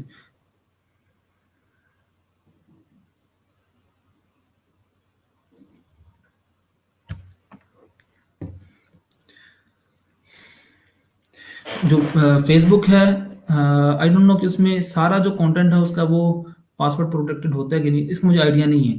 ठीक है, मुझे आप ही बता दो, अगर किसी पेज को, किसी फेसबुक के पेज को आप विदाउट लॉगिन किए देख सकते हो? मेरे ख्याल में शायद देख सकते हो आप। अगर तो देख सकते हो तो फिर वो पोर्टल नहीं है। ठीक है, फाइवर पोर्टल नहीं है, अपवर्क पोर्टल नहीं है। ठीक है, ये फॉरम्स हैं। मैं आपको आगे बताता हूँ कि वो फॉरम का कॉन्सेप्ट क्या है। ठीक है, अब एकेडमिक मैनेजमेंट सिस्टम, हाँ, ये जो अब्दुल लसीब आप ये एग्जांपल दी है, ऐसा मैनेजमेंट सिस्टम जिसमें यूज़र्स को पहले लॉगिन करना पड़े, फिर वो कंटेंट देख सकें, तो वो एग्जांपल होगी वेब पोर्टल की। ठीक है, आगे हम देखते हैं। आखिरी चीज़ जो है वो वेब फोरम है, यहाँ पर आपकी सारी चीज़ें क्लियर होंगी। ऐसी वेबसाइट्स, ऐसी वेबसाइट्स, ठीक है, जहाँ पर जिसका कंटेंट तो पासवर्ड प्रोटेक्टेड ना हो, ऐसी वेबसाइट्स जिनका कंटेंट तो पासवर्ड प्रोटेक्टेड ना हो, लेकिन कोई एक्शन परफॉर्म करने के लिए आपको लॉगिन की जरूरत पड़े। ठीक है, कोई एक्शन परफॉर्म करने के लिए, अब इसमें वो आपका फाइवर आएगा, इसमें आपका वो स्टैक ओवरफ्लो आएगा, इसमें आपकी वो तमाम वेबसाइट्स आएंगी, और इनका पर्पस होता है कम्युनिकेशन। ऐसी वेबसाइट्स जिसका मेन ऑब्जेक्टिव कम्युनिकेशन हो, ठीक है, जिनका मेन मकसद कम्युनिकेट करवाना हो, ठीक है, उन वेबसाइट्स को आप वेब फोरम कहोगे। फोरम वो वेबसाइट नहीं होगी, वो पोर्टल नहीं होगा, वो कोई ब्लॉग नहीं होगा। ठीक है, उस वेबसाइट को आप कहोगे फोरम, फॉर एग्जांपल। लेकिन उसमें क्या है, मेन मकसद क्या है, मेन ऑब्जेक्टिव कम्युनिकेट करवाना, कम्युनिकेशन। लेकिन उसमें क्या होगा कि कंटेंट उसका वो पासवर्ड प्रोटेक्टेड नहीं होगा, कोई एक्शन परफॉर्म करना होगा तो आपको लॉगिन की ज़रूरत पड़ेगी। फॉर एग्जांपल फाइवर, फाइवर को वेबसाइट मैं यहाँ से अगर ओपन करता हूँ तो यहाँ से मैं सर्च करूँगा लोग वर्डप्रेस, वर्डप्रेस को, ये वेबसाइट जो है वो मुझे कंटेंट दिखा रही है। इसका कंटेंट मैं विदाउट लॉगिन किए देख सकता हूँ। ठीक है। और फाइवर का मेन ऑब्जेक्टिव क्या है? कम्युनिकेशन, सेलर्स का, सेलर की कम्युनिकेशन करवाना बायर्स के साथ। ठीक है। फ्रीलांसर्स की कम्युनिकेशन करवाना क्लाइंट्स के साथ। ये इस वेबसाइट का पर्पज है। स्टैक ओवरफ्लो में क्या कॉन्सेप्ट है? बिल्कुल वही है, कम्युनिकेशन, कम्युनिकेट करवाना। ऐसे लोग जो क्वेश्चन पूछना चाह रहे हैं उनका कम्युनिकेट करवाना, उनको कम्युनिकेट करवाना उन लोगों के साथ जो कि किसी भी क्वेश्चन का आंसर दे सकते हैं। ठीक है। तो कम्युनिकेशन पर्पज है स्टैक ओवरफ्लो का भी। ठीक है। तो यहाँ पर अगर मैं फॉर एग्जांपल अगर इस गिग को ओपन करता हूँ, अब फाइवर हम देख नहीं रहे, हम एग्जाम्पल में फाइवर को देख रहे हैं। ठीक है। तो अगर मैं इस गिग पे क्लिक करता हूँ तो आप देख सकते हैं कि मैं इस वेबसाइट का सारा कंटेंट देख सकता हूँ। ठीक है। ये जहाँ तक मुझे कंटेंट चाहिए मैं इसका कंटेंट देख सकता हूँ, लेकिन जब मुझे कोई एक्शन परफॉर्म करना होगा, एक्शन परफॉर्म करना होगा तो मुझे ये फाइवर लॉगिन करने के लिए कहेगी। ठीक है। फॉर एग्जांपल अगर मैं कंटिन्यू इस पे क्लिक करता हूँ तो अ, मुझे लॉगिन के लिए कहेगी। ठीक है। ये वेबसाइट अब मुझे कह रही है कि आप लॉगिन करो, तो उसके बाद आप मज़ीद जो है ना वो आप स्टेप परफॉर्म कर सकते हो। तो ये फाइवर जो एग्जांपल है ये इसके अंदर फॉल कर रही है। ठीक है। कि जिसमें कम्युनिकेशन पर्पस हो और उसके बाद उसका जो कंटेंट है वो पासवर्ड प्रोटेक्टेड ना हो। कंटेंट से मुराद के जो इन्फॉर्मेशन है उस वेबसाइट की वो पासवर्ड प्रोटेक्टेड ना हो, लेकिन कोई एक्शन परफॉर्म करना है तो वो ज़रूर आपसे लॉगिन के लिए कहे। तो ये एग्जांपल है इसकी। इसमें स्टैक ओवरफ्लो भी आएगा, इसमें ओएलएक्स भी आएगा, इसमें आपका जी अगर आप लिंक्डइन, लिंक्डइन का आपको पता होगा, लिंक्डइन में अगर आपको कोई बंदा कोई प्रोफेशनल सर्च करना होगा तो आपको वो सारी डिटेल देगा, लेकिन एक्शन परफॉर्म करने के लिए, लाइक कॉन्टेक्ट करने के लिए, कम्युनिकेट करने के लिए आपसे वो लॉगिन के लिए मांगेगा। तो कोई क्वेश्चन है तो पूछ लें। मेरे ख्याल में इतना ही काफ़ी है। ये जो स्लाइड है ये मैं शेयर कर दूंगा आपसे गूगल क्लासरूम के अंदर। तो मज़ीद आप इन सारी चीज़ों को देखिएगा अपने एंड पे भी। तो अगर कोई क्वेश्चन है तो ज़रूर पूछ लें। ठीक है। अब सारी भी जितनी भी टाइप्स हमने देखी, web forum, web portal, web application, portfolio, blog और बाकी सारी चीज़ें, इन तमाम कॉन्सेप्ट्स को अगर मैं समराइज़ करूँ तो एक ही चीज़ हमने देखी है कि वेबसाइट की जितनी भी टाइप्स हैं हमने वेबसाइट के ऑब्जेक्टिव की बेस पे, वेबसाइट का जो मेन फीचर है उसकी बेस पे हमने उसको डिफाइन किया है। तो अब आपने डिसाइड करना है कि कौन सी वेबसाइट वेब पोर्टल कहलाएगी, कौन सी वेबसाइट वेब एप्लीकेशन कहलाएगी, कौन सी वेबसाइट वेब फॉरम कहलाएगी। ठीक है। तो इसको मज़ीद देखिएगा। ये काफ़ी इस पे आपको रिसर्च करना पड़ेगी। तो ये कॉन्सेप्ट आपके पास होगा तो आप अगर फॉर एग्जांपल कहीं पर डिस्कस कर रहे होंगे तो अगर कहीं पर भी वेब पोर्टल का नाम होगा तो आपके ज़हन में फ़ौरन फिर कोई कॉन्सेप्ट आएगा, एक इमेज आएगा। हाँ, ये बात एक्चुअली किस तरह की कर रहा है, किस तरह की वेबसाइट्स की कर रहा है। ठीक है। आई होप कि चीज़ें आपको, हाँ कोरा एग्जैक्टली कोरा जो है वो भी एग्जांपल है उसकी, वेब फॉरम की कम्युनिकेशन करवाना। ये तनवीर अली जॉइन पाक आर्मी, ये आपने भी कैसे कमेंट किया हुआ है? तनवीर अली पाक व्हील्स एग्जैक्टली उसामा, ये पाक व्हील भी ये एग्जांपल आया है उसकी वेब फोरम की। ठीक है। तो बाकी जो चीज़ें हैं वो हम कल के लेक्चर में देख लेंगे। कल की जो टाइमिंग है वो आपकी है 9 से 10 बजे तक। ठीक है। फ्राइडे वाले दिन 1 घंटे का लेक्चर वो करेगा 9 से 10 बजे तक। तो आप लोगों ने 9 बजे क्लास में आना है और 10 बजे जो है वो आपकी क्लास एंड हो जाएगी। तो आपने अटेंडेंस लगा लें। जिन लोगों ने, जिन बच्चों ने तक अटेंडेंस नहीं लगाई वो आप गूगल फॉर्म पे जाके अटेंडेंस लगा लें। अटेंडेंस आप सबके लिए बहुत ज़रूरी है। और उसके बाद बाकी जो लिंक्स मैंने शेयर किए हैं आपसे, वो आई होप कि बहुत सारे स्टूडेंट्स ने ज्वाइन कर लिया होगा। जो रह गए हैं वो अभी ज्वाइन कर लें। ठीक है, तो इंशाल्लाह आप कल की क्लास में मिलते हैं। तब तक के लिए अपना ख्याल रखिएगा और काम करें, कोशिश करें कि जो चीज़ें देखी हैं आज के लेक्चर में वो आप उनको मज़ीद स्टडी करें और बाकी जो और इसको एक्सप्लोर करें ज़रूर। ठीक है, जितनी चीज़ें मैंने आपको बताई हैं, बहुत सारी चीज़ें आपको और भी मिलेंगी, आप कल आकर क्लास में शेयर करें। ठीक है, तो इस तरह की अगर डिस्कशन होगी तो एक दूसरे से बहुत ज़्यादा आप सीखोगे। ठीक है, तो लर्निंग एनवायरनमेंट बनाएं। तो क्लास में बहुत सारी ऐसी चीज़ें होंगी जो कि डिस्कस हम नहीं कर पाएंगे टाइम कम होने की वजह से। आपने मज़ीद घर जाके उसको स्टडी करना है और उन चीज़ों पे काम करना है। काम करेंगे जी, आज कितने लोग काम करेंगे? जितना ये चीज़ हमने कॉन्सेप्ट देखे हैं, कितने लोग इस पे मज़ीद आके खुद से भी काम शाम करेंगे? अटेंडेंस यार तनवीर, आपने शायद आप पहली क्लास है, आप जब लेट आए हो। इसी ग्रुप के अंदर सर अकील ने एक पोस्ट शेयर की होगी, उसमें एक फॉर्म होगा गूगल का। ठीक है, आपने उस फॉर्म के थ्रू अटेंडेंस लगानी है और कमेंट बॉक्स में आप अभी अपना फुल नेम मेंशन कर दें जो कि आपके CNIC के ऊपर है। ठीक है, तो दोबारा सुन लें जो लोग अभी आए हैं, जो नए आए हैं, आप लोगों ने अटेंडेंस लगाना है। गूगल क्लासरूम का लिंक सर अकील रोज़ाना आपसे शेयर कर दिया करेंगे।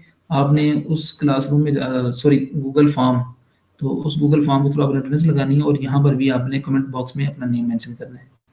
ठीक है, बाकी जो लिंक्स मैंने शेयर किए हैं आपसे, गूगल क्लासरूम का, फेसबुक ग्रुप का और तीसरा था एक गूगल फॉर्म का था, वो लिंक्स भी आप उनके थ्रू वो सारे ग्रुप ज्वाइन करने और फॉर्म फिल करें। बाकी इंशाल्लाह जो चीज़ें देखेंगे वो हम कल के लेक्चर में देखेंगे। अपना ख्याल रखिएगा। अल्लाह हाफिज़।